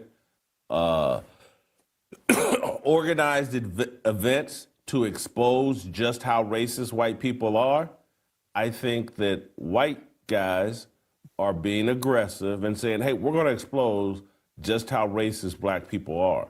We're going to show up and just try to start a conversation with them, and then let nature take its course, or let the matriarchy take its course, and we'll have video. And this is like a Rosa Parks not getting up on the bus moment, and we got it all on tape. They video, and they're just like, now we'll just play the tape and let you decide, are we really the bad guys? Or I can't even bear. That's enough of that. He literally compared what these suspected white supremacists did to Rosa Parks in the civil rights movement. He literally had the audacity to compare the two. Like, that's beyond comprehensible. You can't even comprehend, you can't even fathom that. It's something unfathomable that you're comparing that, okay? And saying that they're, quote unquote, exposing how racist we were. okay, how racist black people are, how we expose with the civil rights movement racism and discrimination. What Rosa Parks did, what the civil rights movement did, was expose the fact that under the Constitution, even though we were citizens, we did not have the rights of citizens. Okay, there was a special set of rules and regulations in particular for us. Even though we were supposed to be citizens, we were granted citizenship, but they illegally placed a extra set of racial rules on us. That's what Rosa Parks exposed, and that's what Dr. King exposed. That's what the civil rights movement exposed. Okay, that there was a extra racial set of rules and boundaries from the government, from the society, onto black people, in treating us as if we were second or third class citizens, despite the fact that constitutionally, by the 14th Amendment, we're all supposed to be citizens, and we're all supposed to have the same rights. We're all supposed to have that. And what he's saying is that these people who illegal, now mind you, none of them are saying it's legal. I'm going to play a clip right now. Okay. None of them are saying that they ever had permission. They're not even claiming that they had any permission. They're not even claiming that they thought they had permission. They're not even claiming that they thought that. All right. So for people who knew what they were doing was wrong, they're exposing racism of people. Mind you, they didn't get arrested. They didn't get harmed, and nothing was damaged. But Jason Whitlock is out here caping for his masses. Jason and whatever person guest he had up there. But let me show you guys the proof. Okay, I got the proof. I got the receipts. Jason brings on one of the suspects, one of the invaders, and he confesses that they didn't have permission. He admits it. Us. I kind of forgot where I was spinning that, but yeah, that was definitely not our intention, and yeah, I forgot where I was going with that, but we'll go on. Well, Virgil asked, and maybe you picked up on this, was like, did you receive permission? Did you alert someone that you were coming to campus? What's been your standard operating procedure as it relates to visiting college campuses? Sure. In Georgia, South Carolina, North Carolina, and even in Washington, when Cam visited it, the standard practice for universities is that there's a designated free speech area because of a public university. These are public properties. And in all of these states, you don't need a permit in order to have a table like we did and engage in civil dialogue with the students on campus, staff, anybody that walks by.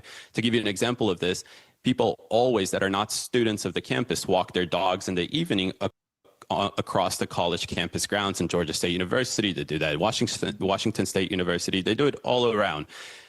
HBCUs. That's not the same thing. Walking your dog on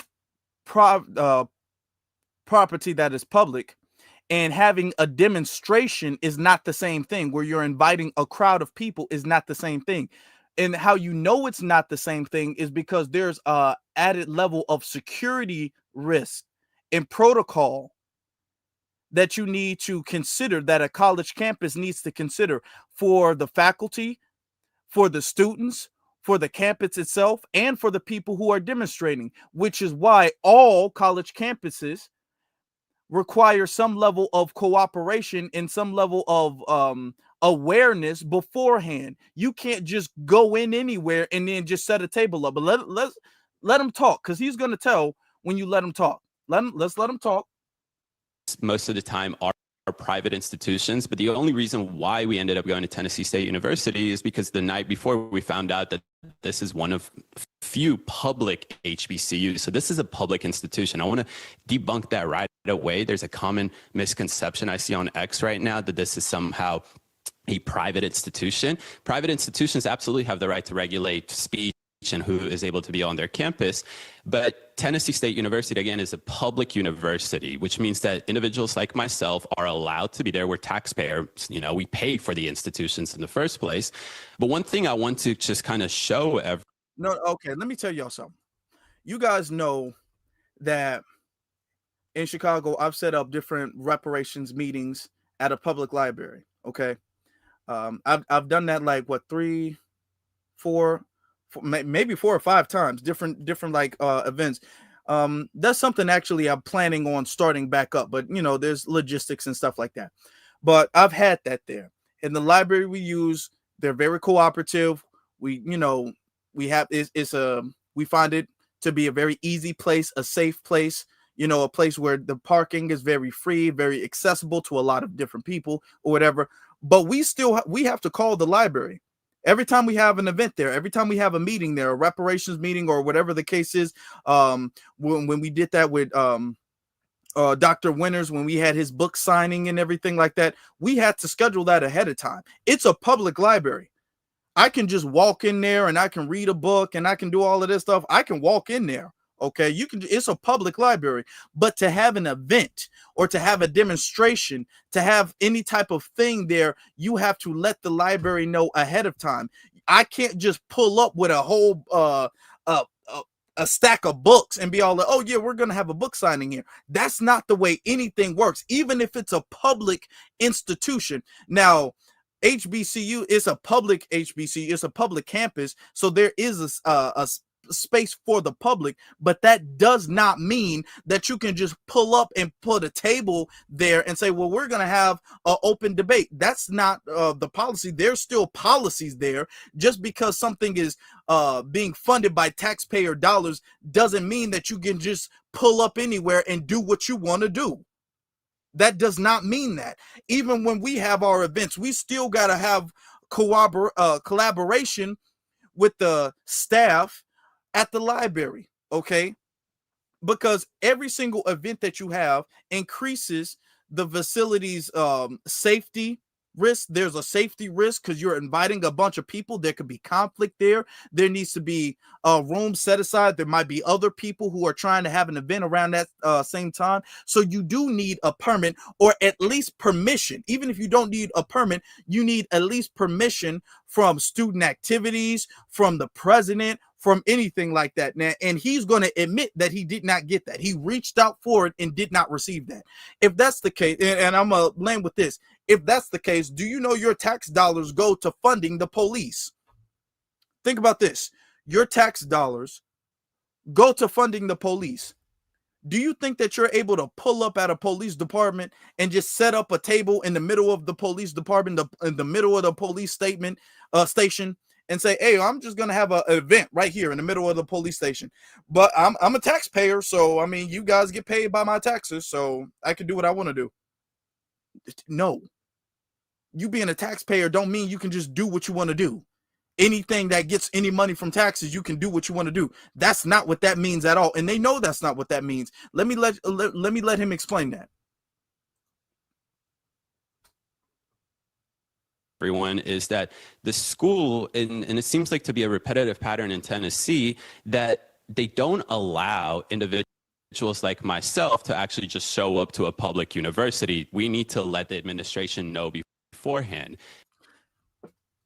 He just said the school doesn't allow individuals like myself to show up at a university. We need to let them know beforehand. So he knew that they needed to let the school know beforehand. It wasn't, well, we all thought it was cool. We thought this was a public place. Do you guys know you can't even go to a public park and just have an event at a public park? You still need a permit, even if you're in a public park where you have access. Yeah, you might be able to walk your dog and you might be able to go there and maybe have a picnic or something, but you can't have no damn event at a public park without letting the city know, without getting permission. You can't just do that. And he knew that. He said places like TSU, the place he went to, they don't just allow any and everybody to just pull up all willy-nilly.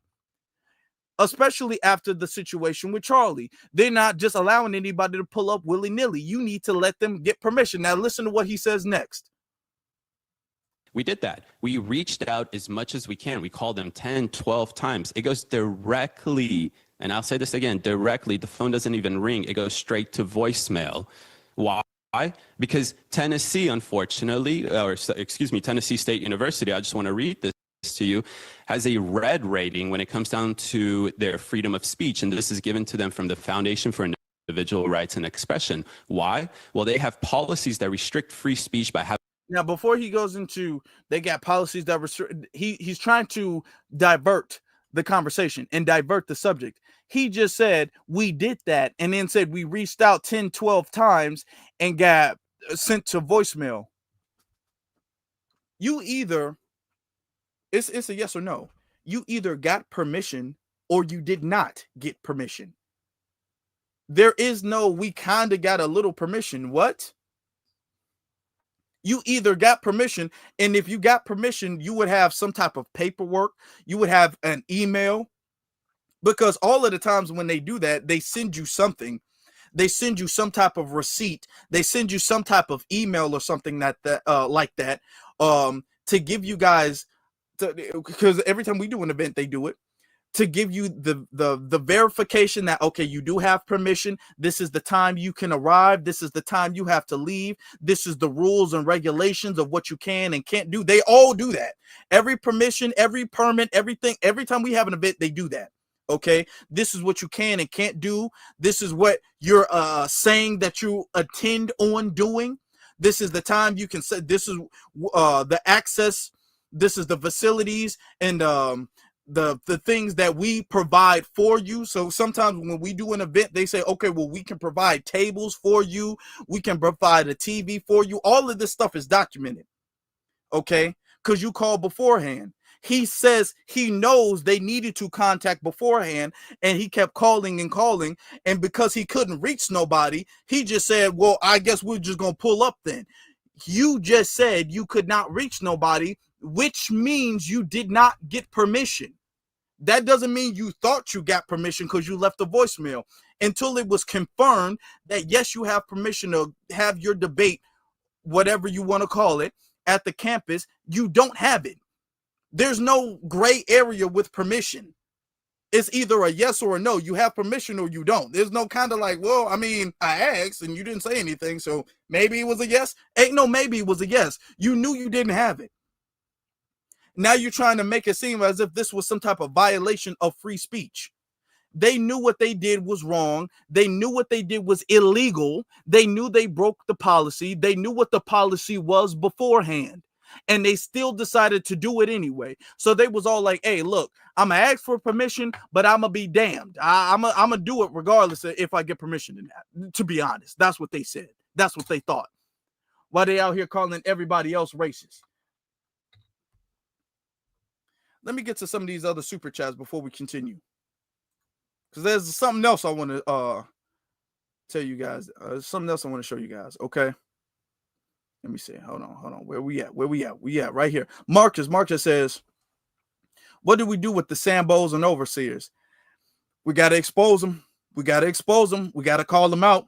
Because that strips them of their power to do so. That strips them of their narrative. That enables them. Okay. Or that takes their ability away from them to do as much harm as they do. So we got to strip that away from them. Okay. That depowers them. Marcus says, these YT supremacists are like wild beasts testing the gate. That's true. Watch how wolves hunt.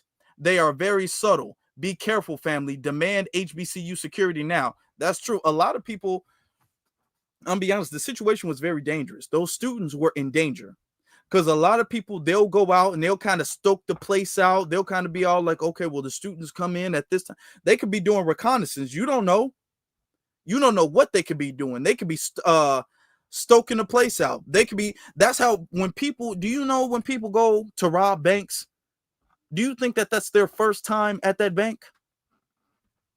Do you? Do you think that that's their first time at that bank when they go to rob a bank? That they're just going to any bank? No. When they go to rob a bank, they've been in that bank a few times. They know which doors happen to which safe. They know which staff is there at which times. They know which security is there at which time. They studied this. So when you go into a HBCU, they could be going stoking a place out. They could be going studying. Okay, well, the security is over here. The security takes 5 minutes to respond to this area of the thing. They could be going doing that.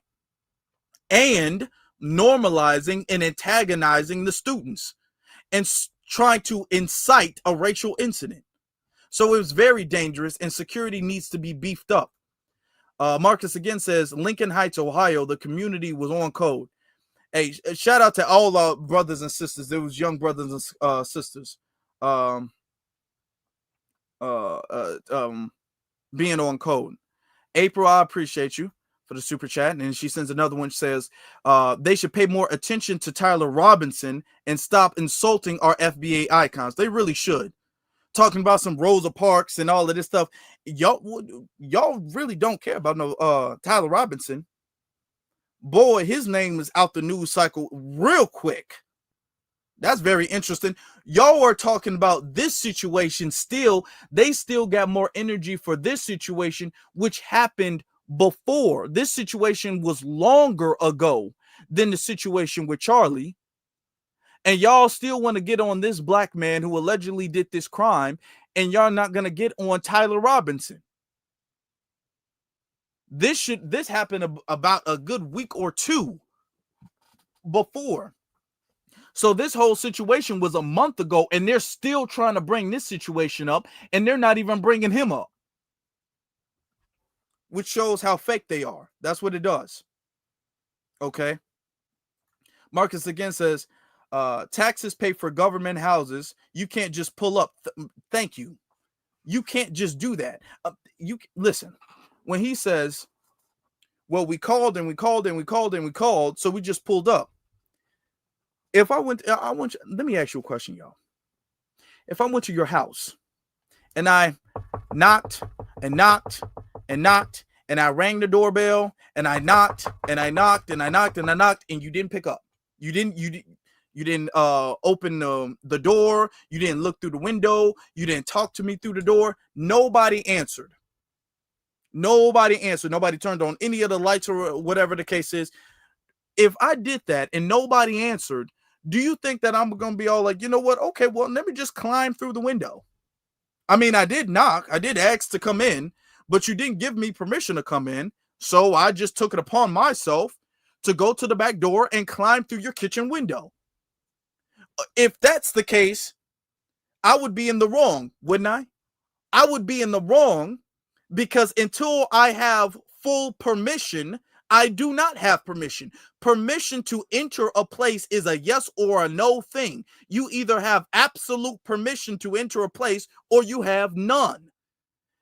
If you open the door, even if you open the door, that don't mean I can walk in. If you open the door and invite me in, then now I have permission to enter your house. And until you open the door and then say, hey, you can come in, I do not have permission to enter your house. I can't just say, well, I asked to enter your house, so that should be permission enough. And I just barge through the door or climb through the window. That I don't have permission. And he knows that. And he's trying to twist that as if his rights were violated. But man, all of this shucking and jiving, you still got some shucking and jiving, y'all. You still got some shucking and jiving being done. You still got shucking and jiving being done. Oh, Lord. Anton Daniels out here shucking and jiving, making it seem like the students did something wrong in the situation. Boy, these eyes is bucking.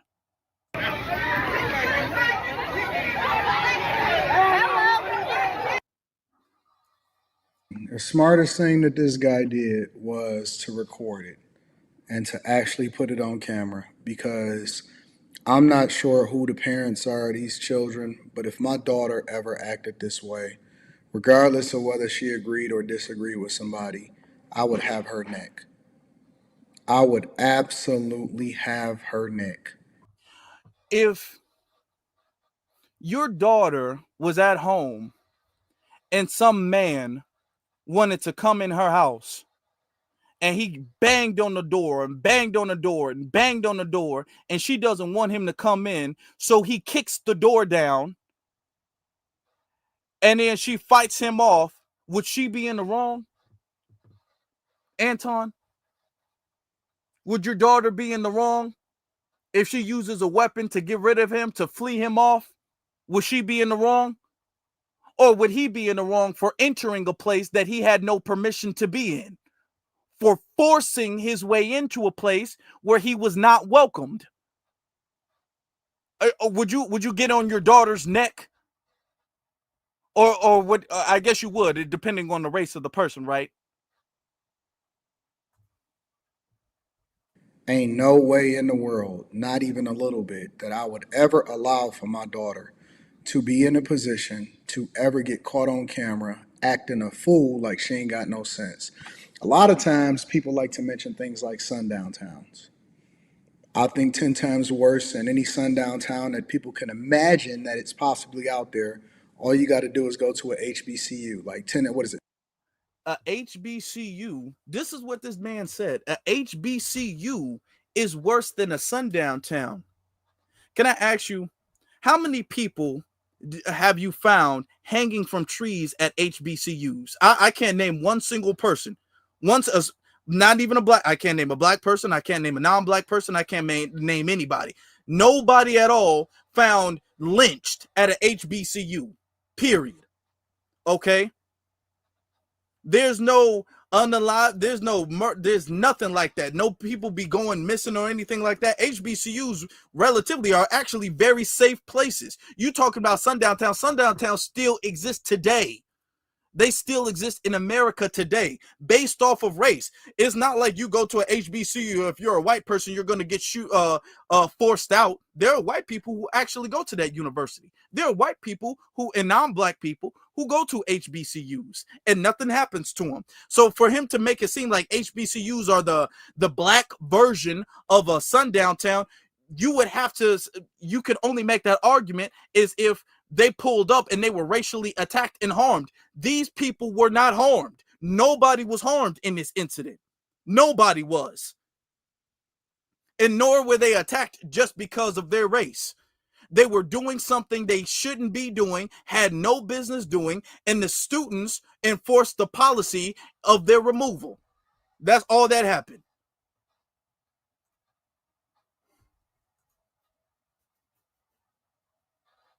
Tennessee State University. Go to Tennessee State University and think differently or have a difference of opinion. At these other colleges, they just be mad and debate with you. That looks like it's almost a riot. That is insane. Let me read the statement from Tennessee University, Tennessee State University, I believe, that they actually had the nerve to put up on X, formerly known as Twitter, right? This is the statement from TSU, Tennessee State University, which is an HBCU, all right? They said TSU statement on unauthorized campus activity. Now, y'all just watched the video for yourself, but let me read it for you. Today, comma, a group of individuals unaffiliated with Tennessee State University appeared on campus without prior notice. Okay, logical enough, right? In accordance with university policy, any demonstration or protest activity requires advance approval and permitting. All right, let's be objective. We'll go with that. Paragraph 2. Campus police and...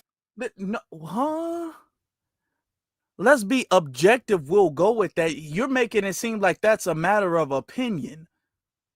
Like that's not an already recognized and known policy. The old boy... It's one policy.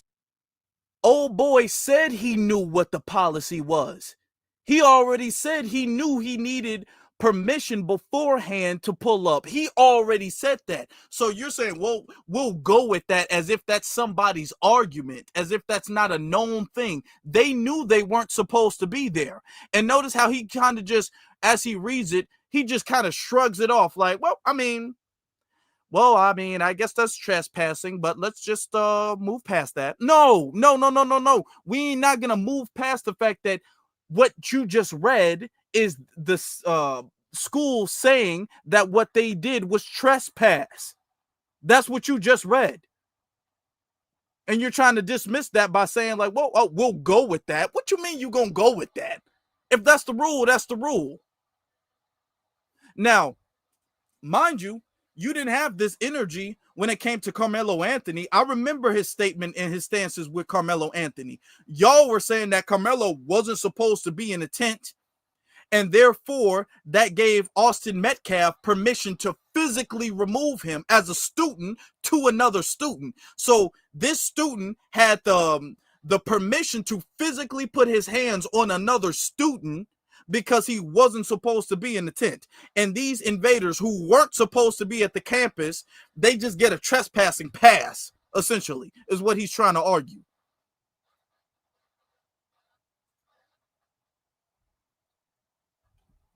Staff responded promptly, and the individuals were escorted from the university grounds without incident. Now we're getting a little dicey, but we're going to roll with it. At all times, this is where it gets interesting. TSU students conducted themselves in a professional and respectful manner. Now, again, remember, this is directly from their account, from the official account from Tennessee State University. I'm going to read that last sentence again. At all times, TSU students conducted themselves in a professional and respectful manner. Goes on to say the safety and the well-being of our students, faculty, and staff remain our highest priority. TSU will continue to uphold university policies and ensure that campus remains a safe, welcoming, and orderly environment for all members of our community. Here's my question before we go over to the next video, all right? Because there's a part two, there's a lot of this. We're going to explore this all week long, all right? We're going to talk about this on after hours and everything. Here's my question with this whole situation, right? And use your thinking caps and let's have a real conversation here and let's talk about it inside of the comments and we can continue the conversation after that. My question is this. If it was a black student on a predominantly white university that had a completely different opinion than the overwhelming majority of whoever it was on campus, which that might be a little bit difficult because no matter what university you go to, the majority of them are liberal indoctrination camps. That's what colleges, for the most part, have become, okay? Not facilities and places of higher education, but that. Had it been a black person and white people were doing this exact same stuff to him, what do you think that the outrage would be? How do you think that the general public, black people, Al Sharpton, and all of these people would have responded? We know how you would respond. That's the point. We know exactly how you would have responded because we've seen you respond in that way. We've seen you respond. We already know what you would have did. You would have did the same thing you did with Carmelo Anthony. You would have said that he had no permission being there, and by him violating the school policies, he is acting like a thug. You would have questioned his father being in his life. You would have questioned his parents. You would have questioned his upbringing. And then you would have said the same way you did with Carmelo Anthony. You would have said that this is somehow some reflection of the entire black community. That's what you're trying to do. That's what Jason Whitlock is trying to do. You all are trying to say that this is some type of reflection of the entire black community, the same exact way you guys did with Carmelo Anthony. So we already know what y'all would have did if this was a black student. Y'all would have defended what the white university the entire way through. Y'all would have said, do you see? They ran him out. Nobody was hurt. There was no incident because y'all defended Austin Metcalf, and Austin Metcalf actually put his hands on somebody. He physically assaulted somebody, another student, mind you. These invaders were not students there. They were not. It would be different if they were students. They would still need permission to have a demonstration or a debate, but they weren't even students there. So his whole standard is that you need permission to be in a certain place, and if you don't have permission, you can be physically removed. Well, that didn't happen to these dudes, and yet you're sitting up there trying to police the black people's response to trespassers.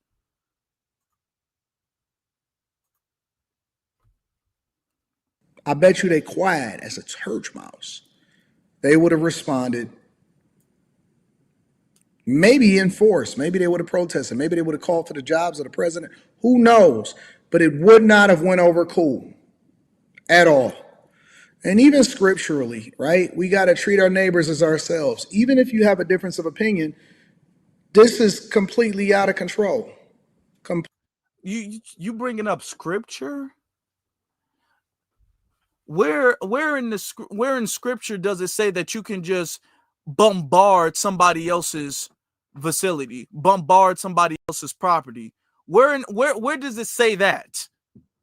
Okay, you can just run into somebody else's property or take somebody else's property. Okay, where does it say? Where does it give permission of invasion of somebody else's domain? Where does it give permission for that? Because you weren't pulling the same scriptures you're trying to weaponize against the black students at the HBCU. You weren't trying to do that with Carmelo Anthony and Austin Metcalf. You weren't trying to say that Austin Metcalf needed to be more brotherly to Carmelo Anthony and he needed to be more fair to his neighbor. No, you were saying that, well, it wasn't his tent, so he should have been moved. That's what you were saying with Carmelo Anthony. So don't be trying to weaponize some scripture out of context now talking about being neighborly.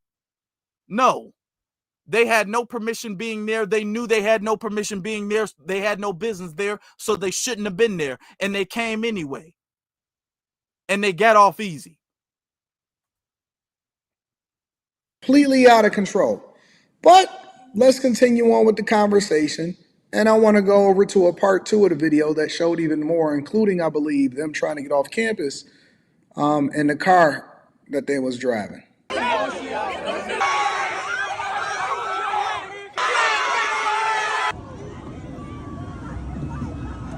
they threw a drink up top. Oh my gosh, they threw a drink up top. Yeah. Oh, whoa. Did somebody just throw something in our car? Arrest. They just tried to hit the car. They're still hitting the car. Whoa! That was loud.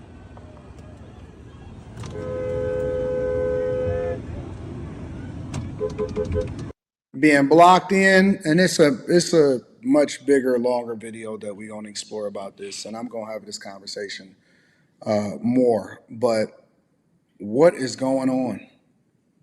What is going on in HBCUs? Are you guys notice?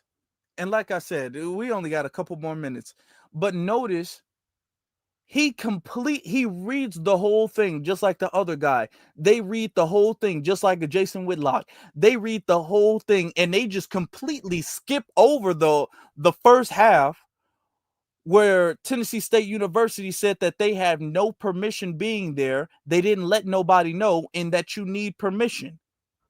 And that the invaders actually admitted that they knew they didn't have permission.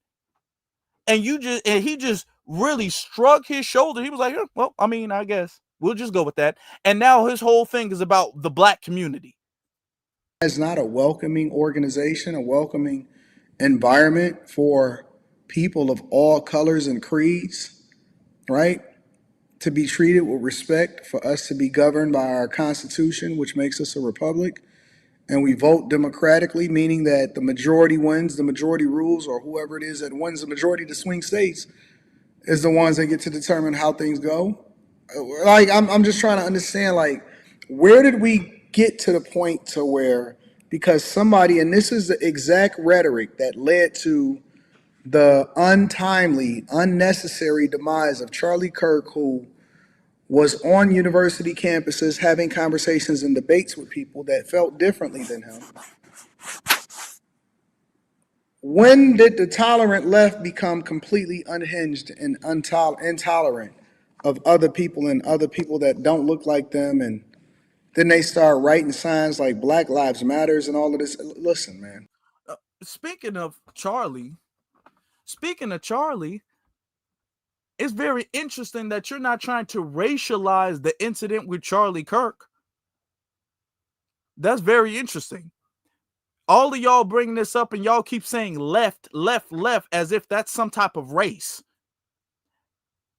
They keep framing this as if this person is not a member of the dominant society who took out another person in the dominant society. We knew this from day one. And they literally will not acknowledge him as a member of the dominant society. But yet when a black person does something, allegedly, then, oh, is that a racial incident? Oh, this is an entirely racial incident. This is all about race. This was only done because it was about race. And a whole black community needs to be held accountable for this. All black people need to be punished and face some type of consequence for this incident. But y'all not doing that when it comes to Tyler Robinson. Y'all really don't even care. Y'all not even saying his name anymore. Very interesting.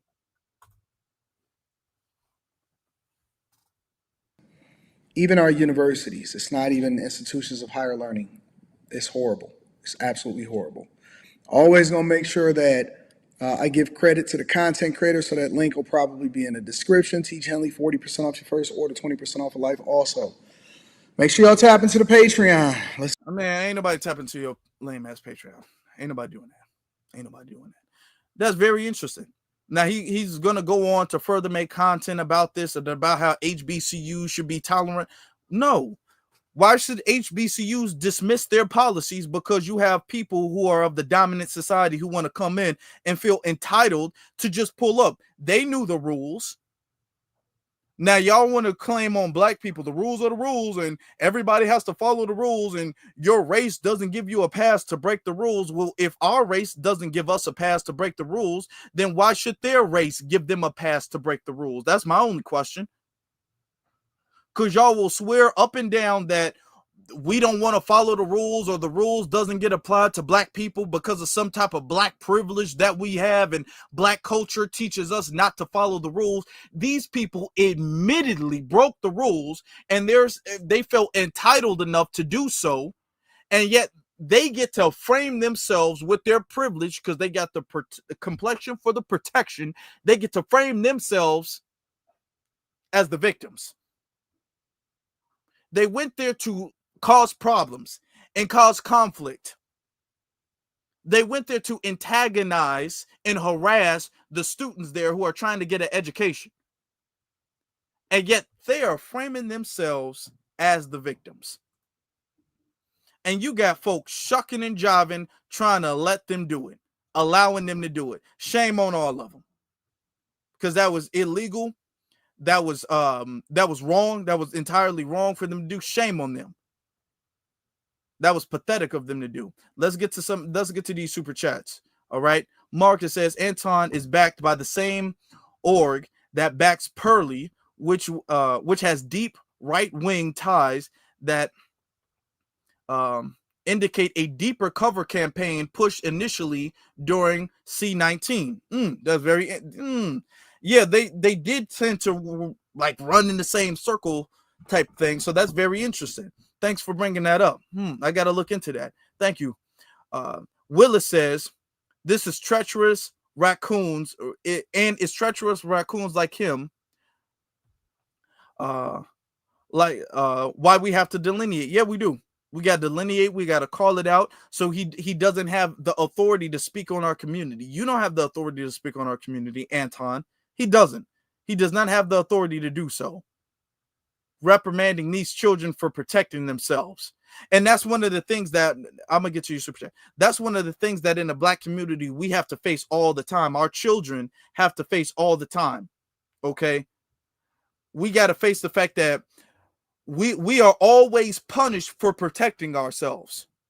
Whether we make it out the situation alive or whether we don't, we are always in the wrong for protecting ourselves. Whether we're protecting our life, whether we're protecting our property, whether we're protecting our campus, we're always in the wrong for doing that. Whether you're Carmelo Anthony, whether you're Trayvon Martin, whether you're these students at this HBCU, no matter what you do, if you protect yourself from the dominant society, it's always going to be framed as if you're the bad guy. It's always going to be framed that way. And we're just going to have to dismiss all of the people who do that. And we're going to have to make sure we always protect ourselves and our children. All right. Marcus says they're like Bo Rat collecting footage for theatrics. Thank you very much for that. I appreciate. Yeah, that's true.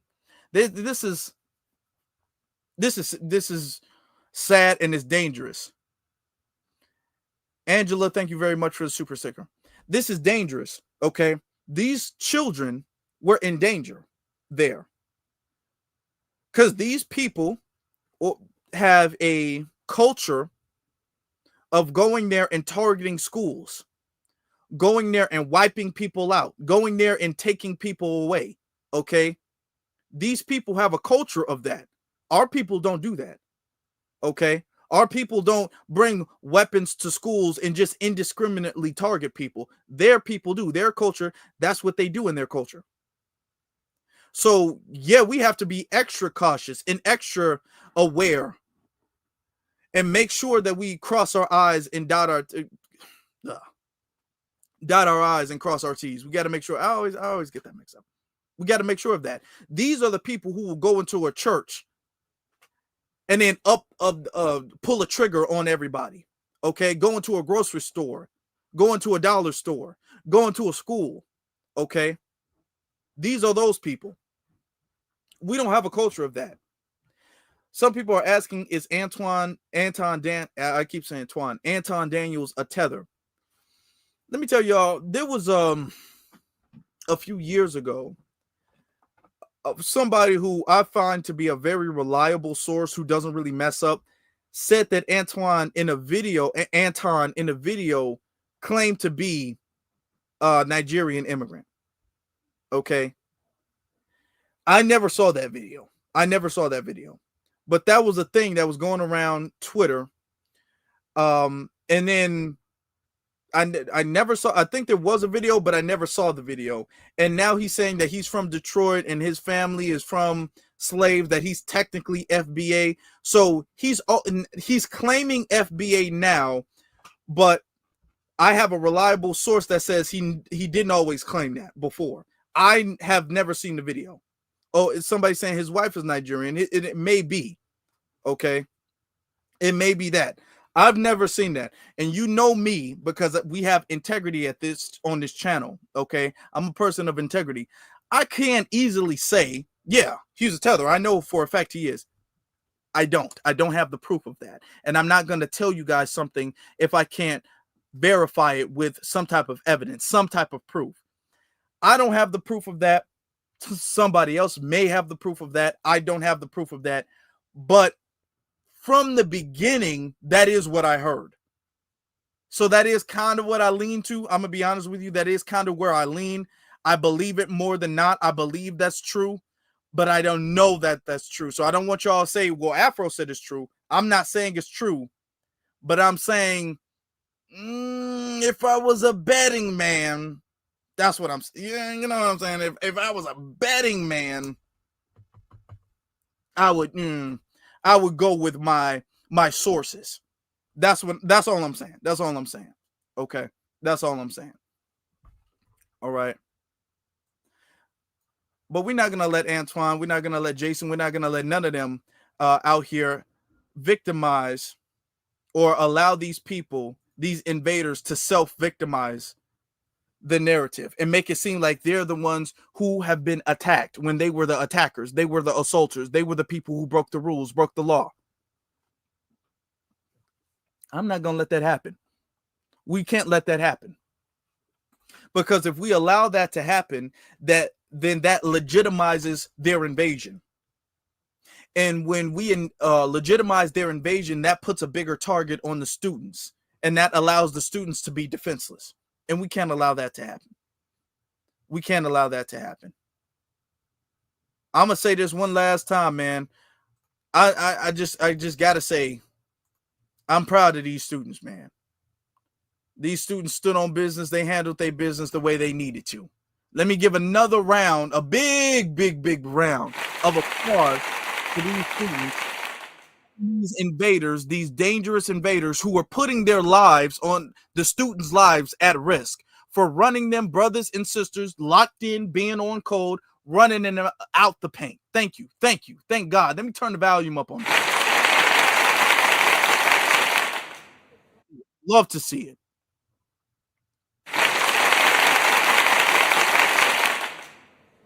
Okay. Love to see it. The super chat. Let me get to Latoya says, Godspeed to our FBA children. Godspeed to that, to the children. All right. They did their thing. They did. They did. All right.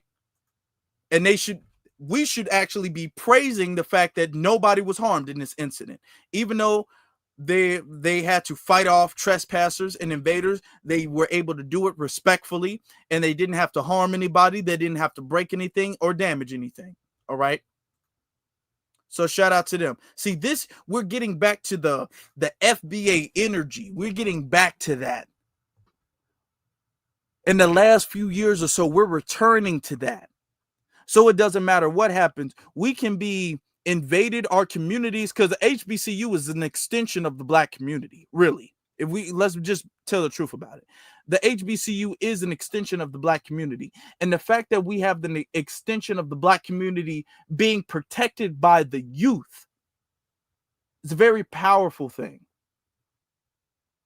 And it's a thing that needs to be promoted by the community and encouraged by the community, because nobody else is going to do it. These people are trying to get their lick back, and they're trying to look for soft targets, and the community, foundational Black American brothers and sisters in Tennessee, those students at those HBCUs, are letting them know, if you're looking for a soft target, you won't find one here. You looking to get your look back, you need to go to your own community, because you're not going to find a soft target here. And that's what we need to keep doing. That's a beautiful sight to see. That's what we need to keep doing. Thank you all, family. Thank you, guys. Shout out to the students at the HBCU for fighting off, for fleeing that danger, for not fleeing the danger, for fiending off that danger, for fighting off that danger. Shout out to every single last one of you guys, okay? This is something we need to be aware of, because we're going to have more attacks on our communities, okay? Whether that's the HBCUs, whether that's Black churches, whether that's Black events, whether that's Black grocery stores, whether that's Black communities, Black neighborhoods. This is the type of energy we need to have when it comes to everything. We need to be the gatekeepers and the vanguards in protecting our spaces, all right? That's what we need to do. We can't let them come in and just run amok. We can't let them do that. Remember, earlier this year, we had the movie Sinners. And you saw the problem was the damn vampires, which is kind of what they were trying to do. And remember how vampires in the movie Sinners, they come off all now, oh, well, we just want to play music and we just want to have a respectful dialogue and we're not racist. We don't mean you no harm whatsoever. That's what the vampires in the movie Sinners were. That's the type of time they were on. And you already know what their real intention was. Their real intention was not to be civil with them. So we got to just keep that energy. We got to keep that energy. We ain't letting nobody up in the juke joint. Nobody. Ain't nobody. Nobody. It's invite only, and y'all not invited. And y'all know y'all not invited. Nobody. Okay. Marcus says, hey, the Nazi party started by pushing debates. See? You see how dangerous that stuff can be? How dangerous that stuff can be? That stuff is very dangerous. This is why we got to close. The juke joint is closed to them. It's closed, and we can't let nobody else in there. Now, family, I need you guys to hit that like button. Please, please, and thank you, family. Okay? To show, I need my brothers and my sisters to do that, to show we locked in, just like the brothers and sisters at the HBCU showed that we're locked in. We need to show that we're locked in. Hit that subscribe button and hit that notification bell. All right? Please and thank you, family. I appreciate you all. I appreciate you dearly. My exceptional brothers and sisters. Beloved, thank you. And with that being said, family, we all we got, but we all we need. We got to protect each other. We got to fight off these invaders, which is fine because they're not really tough like that anyway. We just got to make sure we're on code and call out all of the damn sympathizers. We got to call out all of the invader sympathizers too, because they're the people who try to sneak in and open the back door for them to come in. So they need to be called out. And that's we doing a good job, and we just got to stay on it. So we're doing what we got to do. Now, with that being said, appreciate you all. Thank you all for liking. We've been doing good. Okay, we're gonna keep doing good. Thank you guys for that, and you all have a good night. Y'all stay blessed.